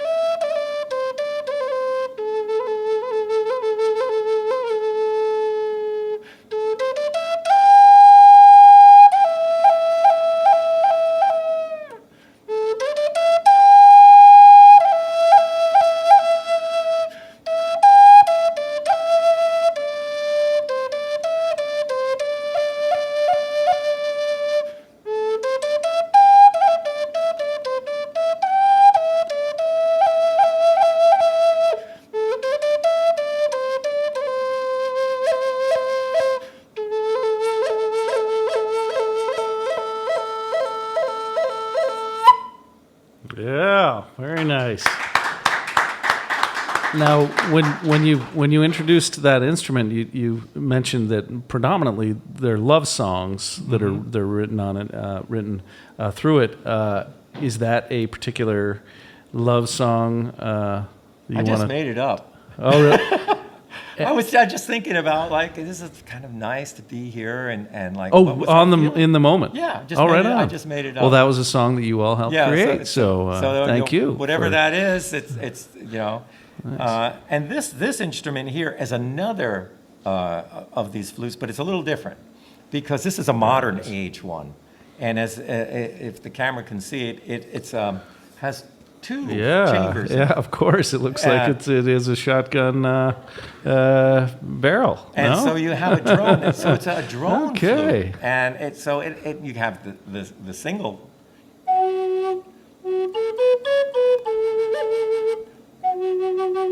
But you blow the two.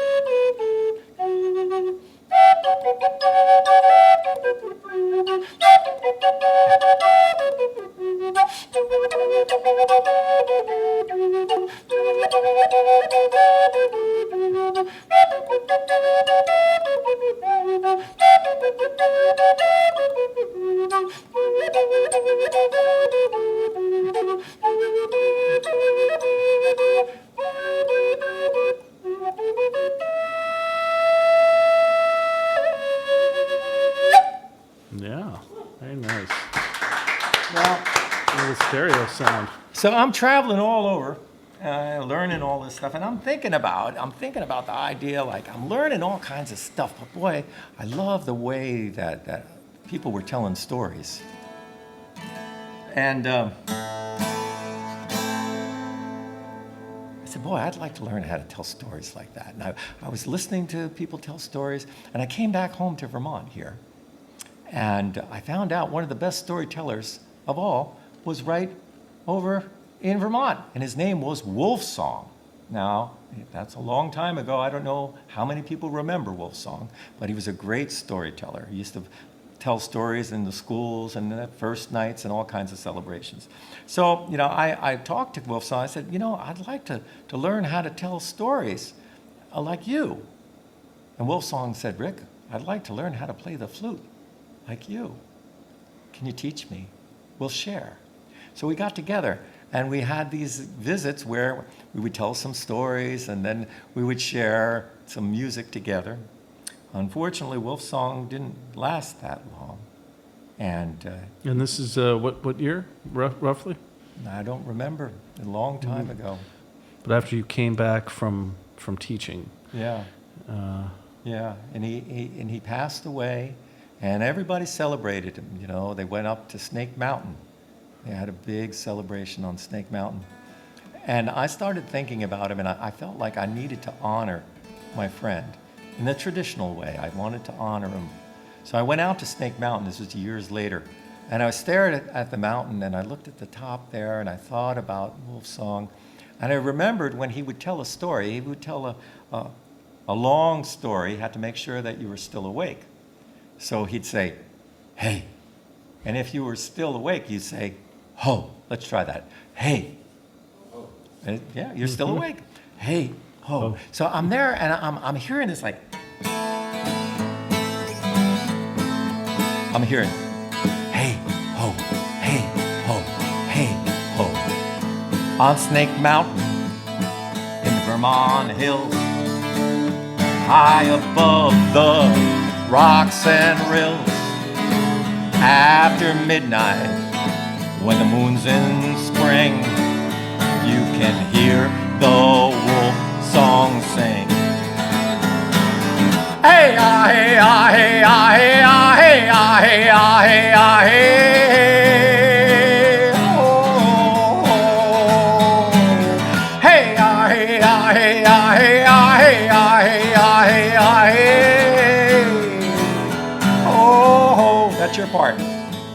me? Let's try it together. I'll slow it down. Hey, ah, hey, ah, hey, ah, hey, ah, hey, ah, hey, ah, hey, ah, hey. Oh, hey, ah, hey, ah, hey, ah, hey, ah, hey, ah, hey, ah, hey, ah, hey. Oh, he was a man. He walked this land, and he came from Abenaki clan. He shared his stories, he shared his soul, reaching out to young and old. Hey, ah, hey, ah, hey, ah, hey, ah, hey, ah, hey, ah, hey, ah, hey. Oh, hey, ah, hey, ah, hey, ah, hey, ah, hey, ah, hey, ah, hey, ah, hey. Oh,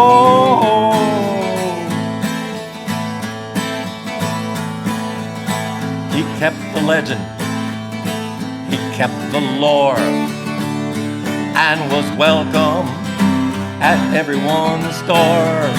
He heard the calling of the loon, then he left with the daughter of the moon.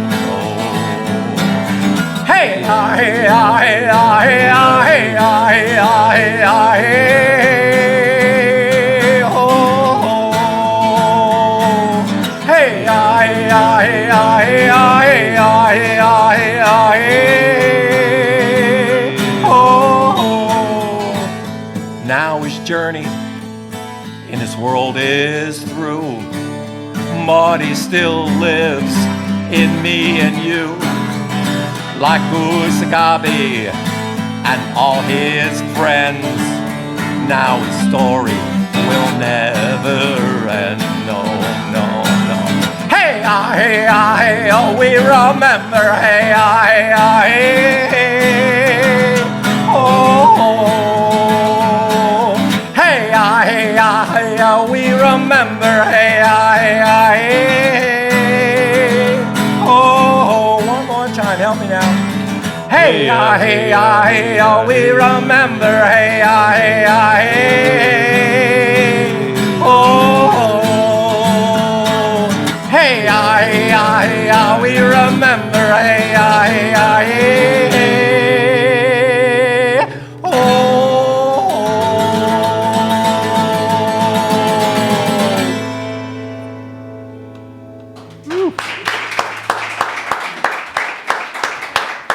So that was Wolf's song. Yeah, that was for Wolf's song. Nice. And- A true Abenaki. Well, you know, he was a storyteller.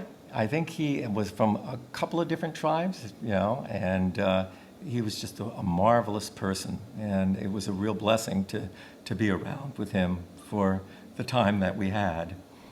You know, the thing is, we never know how much time we're going to have with someone. So we have to celebrate it, you know. Did he learn flute a little bit? Yeah. Yeah. Well, we would play flute together. We would do shows together. Nice. And music. And you mentioned First Night. So up in Burlington or Burlington, yeah. And we used to play sometimes at the some of the ski lodge things as a cultural program. Nice. Sharing stories and doing things together. It was really good. And you know, so that was a big part of my life was spent out on the road. I lived on the road. And I was in at first, you know, I did it like normal people, you know, for a short period of time where I stayed in hotels. But then I realized that wasn't me. And so I got a Volkswagen van and I outfitted it to be a camper. And my dog, my first dog, Koza, was a Polish sheepdog. Koza and we traveled together. And we would do four schools a day. 4 schools a day, every day. And this is all around the United States, all around and eventually Alaska and Hawaii. On the weekends, you would sometimes you would get stuck in a place, or oftentimes you'd be in California, and you'd have to get to Butte, Montana, you know, in time for the next thing. And there were... Did you shift off driving duties with Well, Koza? Koza was a bad driver. I'll tell you No true, opposable thumbs? true story. I was in Michigan. And I went in to check on the staging, how we were going to set things up. And Koza was out in the van. And I came back and the van was gone. And See, I knew Koza. And there was this guy who shouted at me. He said, "Hey, fella, you own that blue and white van?" I said, "Yeah." It's going down the road now. Big white dog in the driver's seat. And there was Koza in the driver's seat, and she knocked the out of gear, and she's cruising, and I am running as fast as I can, trying to catch up with it. And luckily, she hit the curb, and it bounced back just enough time for me to open the door and jam on the brakes. Wow. She was a bad driver. Yeah, a terrible driver. But this is not a sexist comment, right? This No. a bad canine driver, because they're rare. Right. I mean, there was that cat that could drive a car on Saturday Night Live for those years, but never hear good things about dogs driving. I'm telling you, when you experience it for real, it's scary. Yeah, because you don't know what's going to happen when that she could have really did a lot of damage. Yeah, and to herself. But she was a really funny dog. Because the kids loved her. And over on when we were on the reservations, they thought she was this magic, because these Polish sheepdogs they look sort of like a Great Pyrenees. They're pure white. Big, they look like white. they're big. They're really big dogs. They thought that she was as majestic as the white buffalo, and they would tease me and say, "So we're not going to eat her," because they had these dog eating ceremonies. And they used to teach her how to drink out of the water fountain in the schools, and the kids would take her out, and we'd be out on the road together, and I'd get a pizza, and I'd be thinking that I'm going to have that pizza, and I'd buy that pizza, and once again, I had to go in to say goodbye in the school, but I had the pizza, and it was closed. Yeah. And I went in and say goodbye, and I came back, and the pizza box was closed. And then I'm ready to eat the pizza. I open it up, the whole pizza's gone. She ate the pizza and closed the box. Wow. Wow. I was going to make a joke that, obviously this is your first dog, but this was not her first human, apparently. She had learned a lot in her short time. She was the star. I was the driver. Yeah. It sure sounds like it. Wow. It was fantastic. And so we would go to different places. And there was one place that we went to. We're over in Arkansas. We're driving in Arkansas. And we go to a place called Mountain View, Arkansas. Now, it was sort of like I heard the name, but I didn't realize. Yeah, I'm thinking of Mountain View, California, which is Google, and then Bentonville, Arkansas is Walmart. That's the only. Well, this is way up in the mountains. Mountain View, and really in the Ozark Mountains. And so I get there, and I kept seeing this picture of this guy with his cowboy hat on and this red shirt, and he looks kind of familiar, but I don't know who he is. And they have a big jam sitting around outside. They have a big, at that time it was a wood stove, right near the courthouse, the courthouse square. They had a wood stove, and everybody would be picking. There would be fiddles, banjos, auto harps, guitars, and they'd start playing early in the evening, and they'd play all into the late night. And it was just fantastic. And I was really enjoying it. And I kept, playing along. And this one fellow looked at me. He goes, Jimmy would like you. I go, Jimmy? He goes, yeah. He goes, Jimmy would like you. I said, Jimmy who? He goes, Jimmy Driftwood. And I go, and I remember this name, Jimmy Driftwood. I said, oh, really? And he goes, yeah. He said, where are you staying? Well, I said, I just have my camper here with my dog, and we're just staying right here. Well, you can't stay here. I'll tell you. I'm going to tell you where to stay. He says, you just follow me. Drove me 7 miles out, and there was a school. He said, you park here at this school, and you'll be safe. Don't worry about it. Nobody bother you. He said, in the morning, he said, see that house over there? That's the house of Jimmy Driftwood. Now you go and have breakfast with Jimmy. All right, good night. So I thought he was joking, you know? So I went to sleep that night, and I said to Coz, we're going to have breakfast with Jimmy in the morning, you know? And early morning, somebody's knocking on my van, you know, on the window. This guy in a red shirt, big black hat. He goes, "Hi, my name's Jimmy Driftwood. Breakfast is on the table. Come on in." And I came in, and that was the beginning of our friendship, you know. And he's, you know, he gave me put this guitar in his house, and he goes, "Well, you know, I'm really glad. Hey, I'm going to show you a few things." He goes, "You see that over there? It says, I won 2 Grammys, you know." He said, "I'm glad I got 2. I can use them for door stops. I got 1 for the front door, and I got 1 for the back door." He was laughing, and he was talking about, you know, he goes, the song that he wrote, Battle of New Orleans, famous song. Johnny Horton, you know, recorded the song.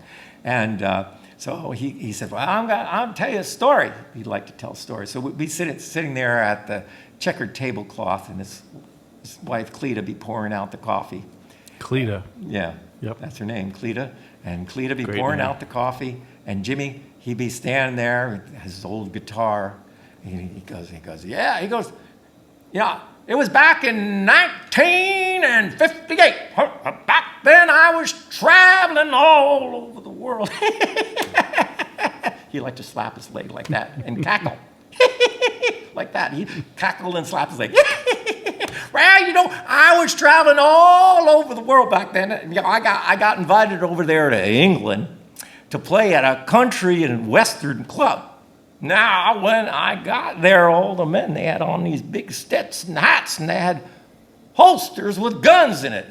Well, you know, I'm from the Ozarks, but we usually don't carry around guns in the public auditorium. But I figure it's a different country. They might have different customs. You never know." So I went through my program. I got near the end of the program, you know, and I said, "Now I'm going to sing you my famous song, The Battle of New Orleans." Well, the biggest guy in the place, he stood up. He goes, "What do you think we paid you to come here for, Jimmy?" Well, I didn't hesitate. I picked up my guitar. "Well, in 1814, we took a little trip along with Colonel Jackson down the mighty Mississippi. We took a little bacon and we took a little beans, and we fought the bloody British in the town of New Orleans. Now, when I got to that chorus, they fired their guns, and the British kept it coming. They reached in their holsters, pulled out their revolvers. Boom, boom, boom, boom, firing their guns. Every time I said fire their guns, yeah, they fired their guns. Oh, when I got done with the song, I couldn't see the back of the room for all the gun smoke. Well, in 1814, we took a little trick along Colonel Jackson down the mighty Mississippi. Took a little bacon and we took a little beans, and we fought the bloody British in the town of New Orleans. Fired our guns and the British kept coming. Wasn't quite as many as it was a while ago. Fired once more and they began to running down the Mississippi till they got from Mexico. Well, we're sitting by the river when we saw the British come, and there must have been 100 of them beating on the drum. Stepped so high they made their bugles ring. We're sitting on our cotton bales, we didn't say a thing. Fired our guns and the British kept coming. Wasn't quite as many as it was a while ago. Fired once more and they began to running down the Mississippi till they got from Mexico. Well, they ran through the briar and they ran through the bramble. Ran through the bushes where the rabbits couldn't go. Oh, ran so fast that the hounds couldn't catch them. Down the Mississippi till the Gulf of Mexico. Well, we fired our cannons till the barrels melted down. Then we grabbed an alligator and we threw him all around. Filled his head with powder balls and powdered his behind. And when we set his tail off, the gator blew his mind. Fired our guns and the British kept coming. Wasn't quite as many as it was a while ago. Fired once more and they began to run it down the Mississippi till they got from Mexico. Well, they ran through the briar and they ran through the bushes. Ran through the bushes where the rabbits couldn't go. Oh, ran so fast that the hounds couldn't catch them. Down in Mississippi till they got from Mexico.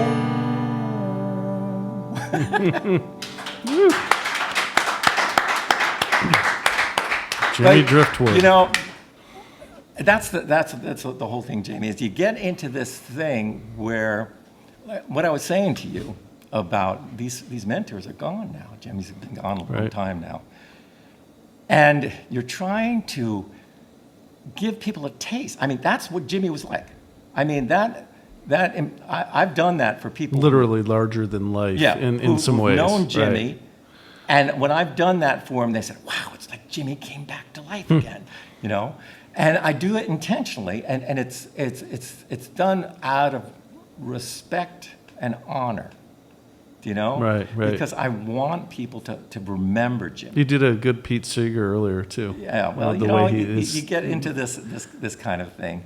And, you know, another person that was really important in my life is Utah Phillips. Right, yeah, you were saying. And Utah, he was a really, really good mentor, too. Very different than Pete.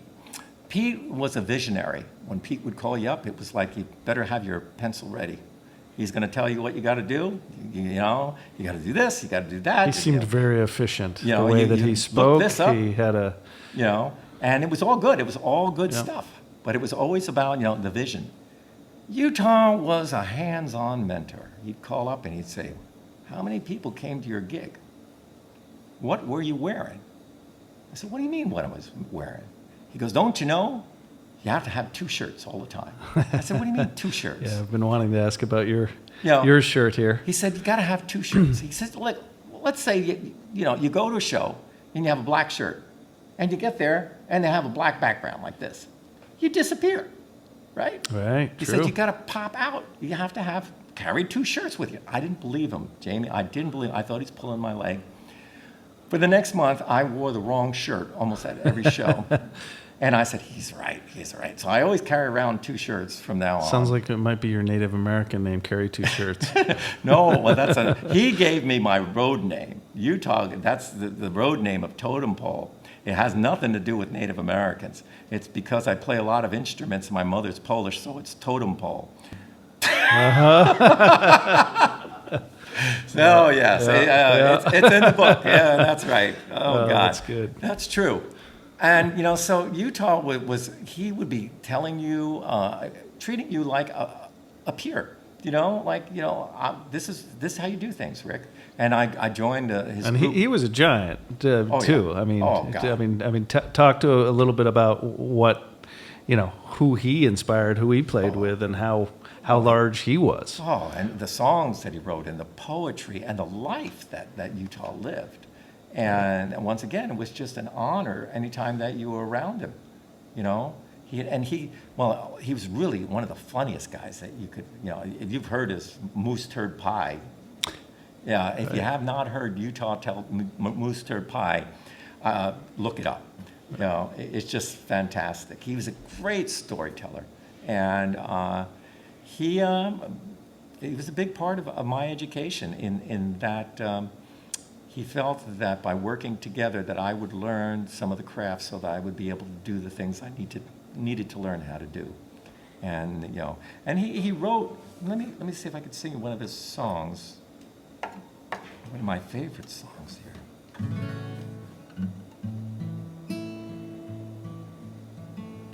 Let me sing to you all the old songs I know of wild, windy places, locked in time and snow, and the wide crimson deserts where the muddy rivers flow. It's sad, but the telling takes me home. Oh, come along with me to the places I have been, where the people all sit back and still remember when, where the quicksilver legends like sunlight turn and bend. Oh, it's sad, but the telling takes me home. Well, I could tell you lies that were just made up for fun, where the meanest, loudest brag could beat the fastest gun. And I'd show you nameless graves that tell the way the West was won. Oh, it's sad, but the telling takes me home. We'll walk the wagon tracks or ride the iron rails and see the rusty Cadillacs that mark the boomtown trails where losers never win. and doers never fail. It's sad, but the telling takes me home. I'll sing of my amigos who come from down below, who sing in their loving tongue the songs of Mexico. They lost or stole in Eden, oh, lost so long ago. It's sad, but the telling takes me home. I'll sing to you an emptiness the East has never known, where coyotes don't pay taxes and a man can live alone, where you have to walk forever just to find a telephone. Oh, it's sad, but the telling takes me home. Oh, let me sing to you all the old songs I know of wild, windy places, locked in time and snow, and the wide crimson deserts where the muddy rivers flow. Oh, it's sad, but the telling takes me home. Takes me home. Yeah, nice. So Utah Phillips tune. What's the name of that? Utah Phillips. What was the name of that song? That's The Telling Takes Me Home. Yeah. One of my favorites from one of his first albums. And I can do this other song while I'm going to do that. Nice. We're here live from the underground. Rik Palieri, and hope you're having fun here, folks. yeah, we've got a good crowd that's remained through both sets, and we're changing instruments here. Yeah, I gotta pick this up here and put on these picks here.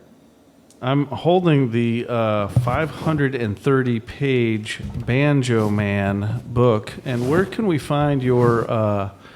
Where can we buy this, Rick? I happen to have some copies here tonight. Yeah, absolutely. You can get it on Kobo.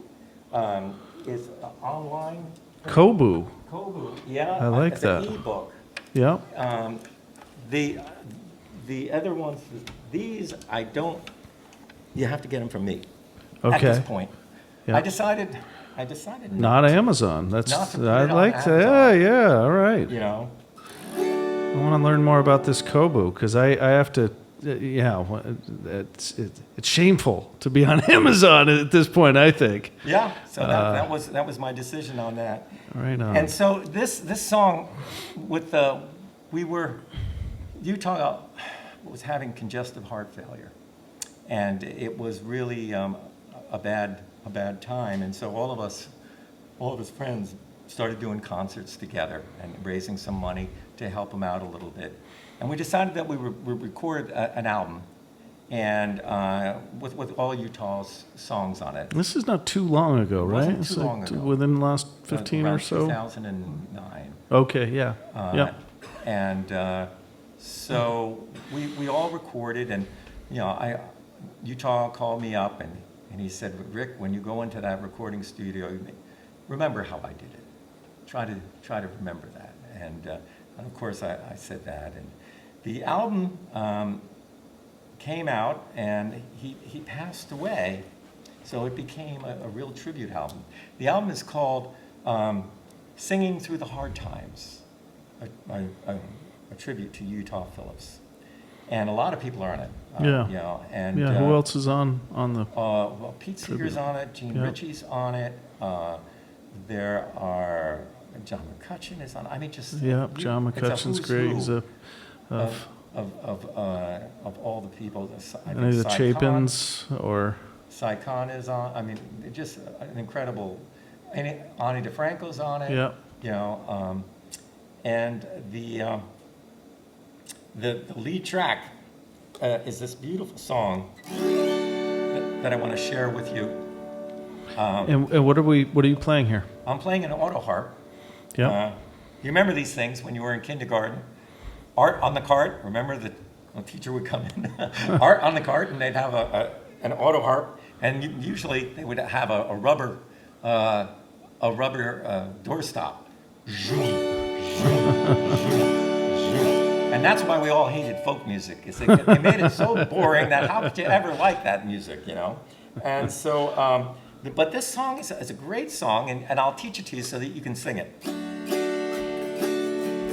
And the cool thing about the auto harp is you can finger pick it and sing.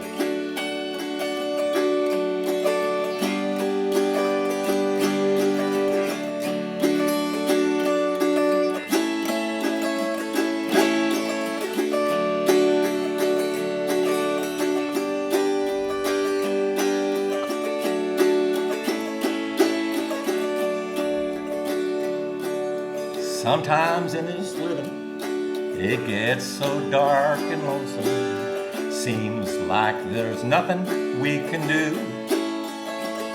So we reach out to each other, raise a song together, and sing that song to carry us through. Chorus now.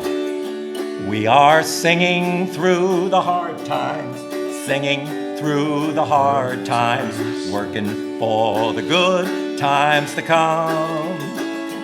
We are singing through the hard times, singing through the hard times, working for the good times to come.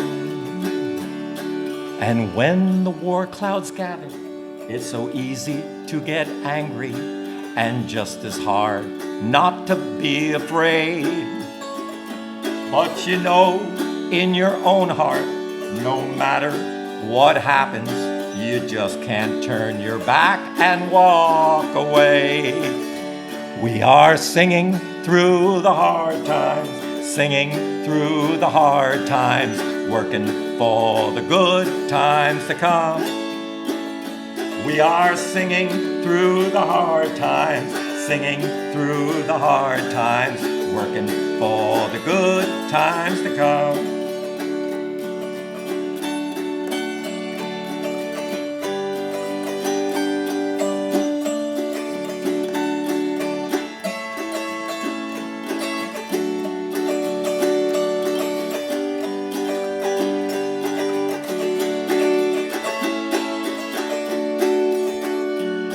So hand in hand together, we'll help each other carry that light of peace in us every day.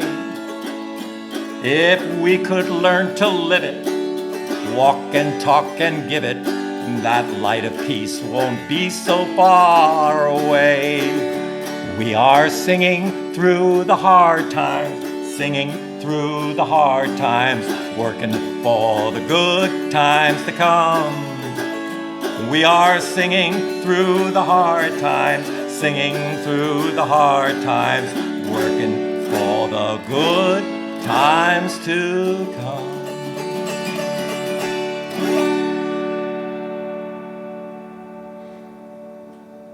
Woo! Tribute. That's the title track on the Utah Phillips tribute album. That's right. Is that right? Singing through the hard times. Nice. And so it was Utah that got me to meet with a lot of the old hobos. Well, he says here, he gives a little quote on the back of your book here. It says, Rik is more time and miles on him than a prospector's mule. That's a lot of miles. Good thing you had Koja. Koja? Yeah. Is that Koja? Is that right? Yeah. Well, Utah is the one who got me to go down to Britt, Iowa. And that's where the hobos gather. Well, it's in August, the second week in August. And it's been happening for over 120 years now. It's one of the oldest conventions. It's the National Hobo Convention. And I'm talking about, especially when I was going there was a real, steam train riding hobos. Now remember, you got to understand that a hobo is not a bum. It's really important that you understand that. They were workers. There's an old saying that they say, a hobo works and wanders. A tramp dreams and wanders. And a bum just drinks and wanders. So you never call an old hobo a bum because they were workers. They were agricultural workers. The word, there's a couple of different variants about how this word actually came to be. After the Civil War, a lot of the soldiers, they couldn't just adjust back to life. You know, it was sort of like Vietnam in a lot of ways. You know, so these guys, they started wandering around, and they called them homeward bounds. Homeward bounds. They were going home, but they're going home the long way. And they would often carry a stick with them. That wasn't a stick to put that bandana on. It was a stick for you to be able to screw it into a shovel or a rake to make a long-handled shovel, so that, you know, it made the job of work easier. So that idea of homeward bounds, they took the H-O-B-O, and that's where that word hobo. Oh, that's great. I didn't realize that. And that's factored in so many songs, that term, not only the Simon and Garfunkel tune, of course, but just so many. It's just a common refrain. I've got word. it in a song of mine, actually. So I was out there meeting with all the kings and queens of hobos. They have kings and queens of hobos. They're elected at Brit. And they all have fancy monikers or nicknames. You know, like Redbird Express, Texas Madman. And there's one, it's named Frog. Now, he got his moniker or his nickname the way he used to be able to leap onto a moving boxcar, but Frog's not doing too well these days, and all the old hobos are worried that he's going to catch the westbound. Now, when you catch the westbound, that means you get that little last train ride up to heaven. You don't want to catch the westbound if you can help it. Well, I was going on tour over in England, and I got an email from my hobo pals, because all the hobos are online these days. They told me that old Frog had caught the westbound. I felt so bad, I wrote a song in honor of Frog. I sent it in. A few days later, I got an email back. They said they had a big party for Frog. All the old hobos were there. They're reciting poetry and singing songs of their dear fallen comrade. When right in the middle of the festivities, they get a telephone call from guess who? Frog. They said, Frog, we thought you were dead. Frog says, no, I'm not dead. I was robbed. I said, what do you mean you were robbed? He said, I was walking down the street, you know, and somebody lifted my wallet. They stole my ID. They started pretending that they were me. They even went onto a bus out to North Dakota and died. And the police found him, saw my stolen ID. They thought it was me too. They called everybody up and told them I'm dead. Well, I'm here to tell you that I ain't dead. But now the good thing is I know exactly what my funeral's gonna be like. I live my life as a hobo. My only home is old train. I've been a frog and a king. Lord, I done everything. Now I'm riding on that westbound train. Let the jungle fires burn wild and free, and pass my bottle around. Let the train whistle blow. Tell the old bows I'm a riding on the westbound. I slept in every old boxcar. I rode down every railroad line. Now I don't have to boast, I rode coast to coast. Now I'm riding on that old westbound. Let the jungle fires burn wild and free, and pass my bottle around. Let the train whistle blow. Tell the old bows I'm a riding on the westbound. Light a candle at the back of my boxcar and gather my good friends around. Let the old banjo ring while the hobos all sing. I'm a riding on the westbound. Let the jungle fires burn wild and free, pass my bottle around. Let the train whistle blow. Tell the old beaux I'm a riding on the westbound. Lay me down on a blanket of cardboard. Use my bindle, pillow my head. And when my body's gone, my spirit will ride on, riding on that old westbound. A young hobo hopped off a boxcar just outside of town. He found a quiet little jungle where he could lay his spindle down. He grabbed some dry firewood to brighten up the night. When he struck his match, he saw an awful eerie sight. For the campfire glowed and sparkled with a brilliant rainbow flame, flickering and dancing like the headlight of a fast westbound train. When out of the smoke and cinders and through the fiery air came the ghost of some old hobos he thought he met somewhere. They came and shook his hand, as all good hobos do. Then they offered up a spud or two, and they started boiling up a stew. Their calm and easy manner finally calmed that young beau's fright. He asked if they could jungle up together and spend the lonesome night. Each of us caught the westbound, one beau said with a tear. But we all come back to Pennsburg, if only once a year in the third week in September. When fall is almost near, we hobo out of heaven and we jungle up right here. You see, this jungle is a mighty sacred spot where hobos came year after year and camped on this very lot. It was one of the best gatherings that you could ever find, where hobos were respected and treated oh so fine. Well, the moon started yawning, for it was almost dawn. The beaux made up their packs and said they'd be moving on. Then there was a mighty whistle, and the campfire filled with steam, and all the hobos vanished like it was just a crazy dream.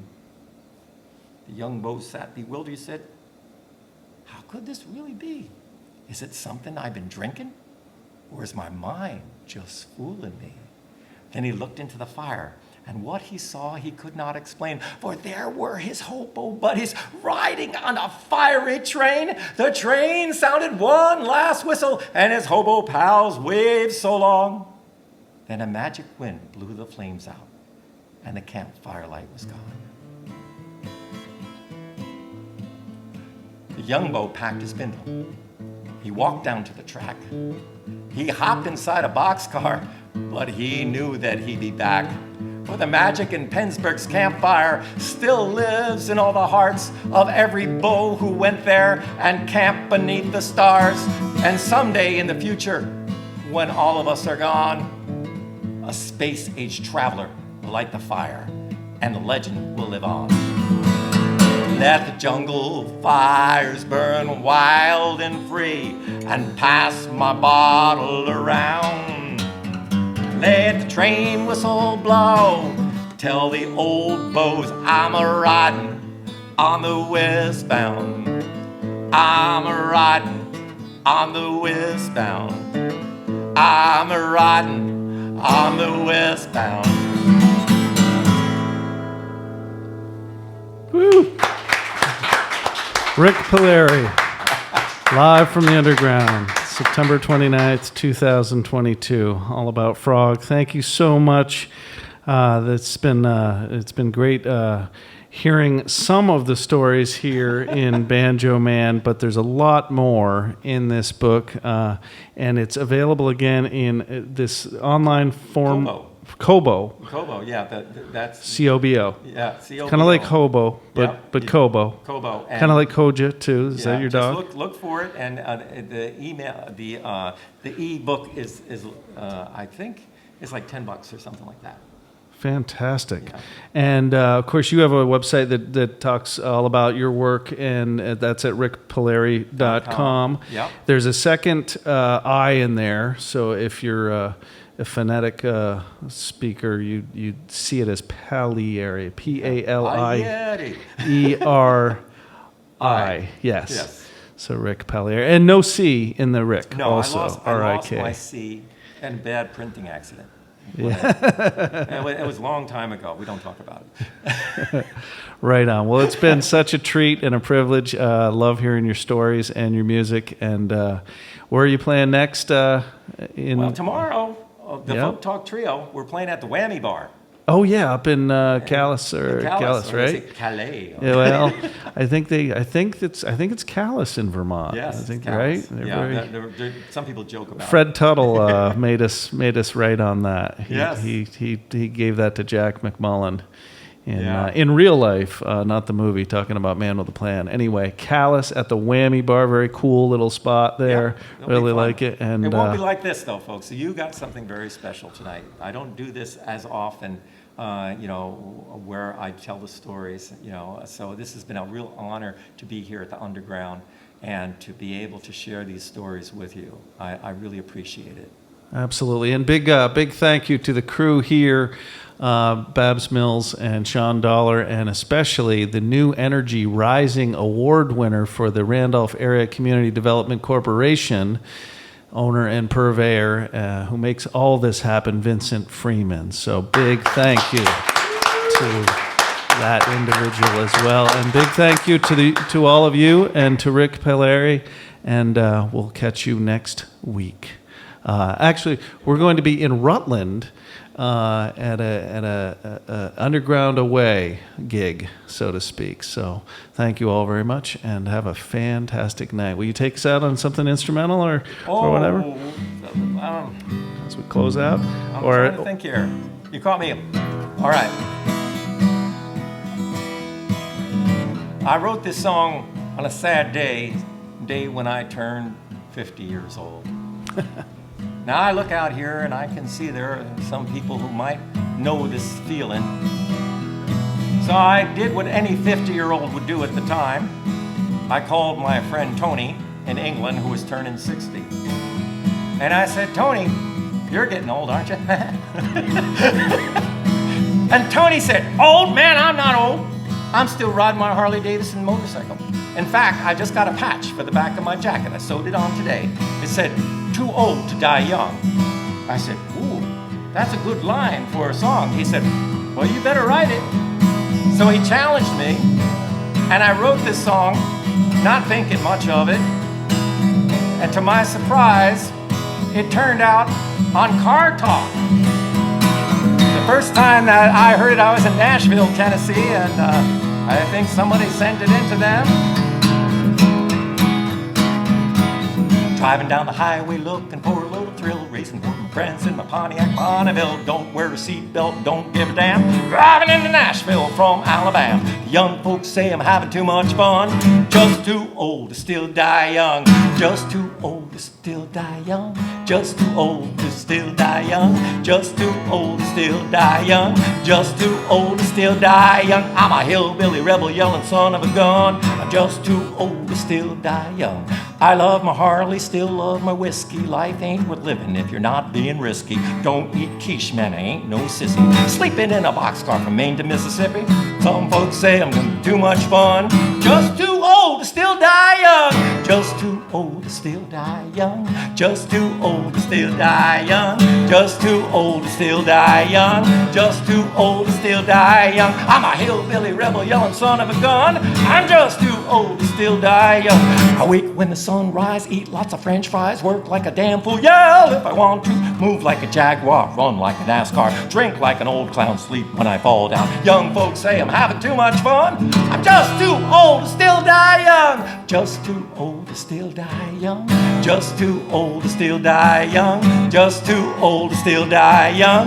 Just too old to still die young. I'm a hillbilly rebel yelling son of a gun. Just too old to still die young. Say the good, die too soon, but I'm still here shooting the moon. There may be snow on the top of my head, but I ain't laying down till they find me dead. Oh no, I'm driving down the highway looking for a little thrill, racing with my friends in my Pontiac Bonneville. Don't wear a seatbelt, don't give a damn. Driving into Nashville from Alabama. Young folks say I'm having too much fun. Just too old to still die young. Just too old to still die young. Just too old to still die young. Just too old to still die young. Just too old to still die young. I'm a hillbilly rebel yelling son of a gun. Just too old to still die young. And we all raise hell where I come from. Just too old to still die young. I'm a hillbilly rebel yelling son of a gun. I'm just too old to still die young.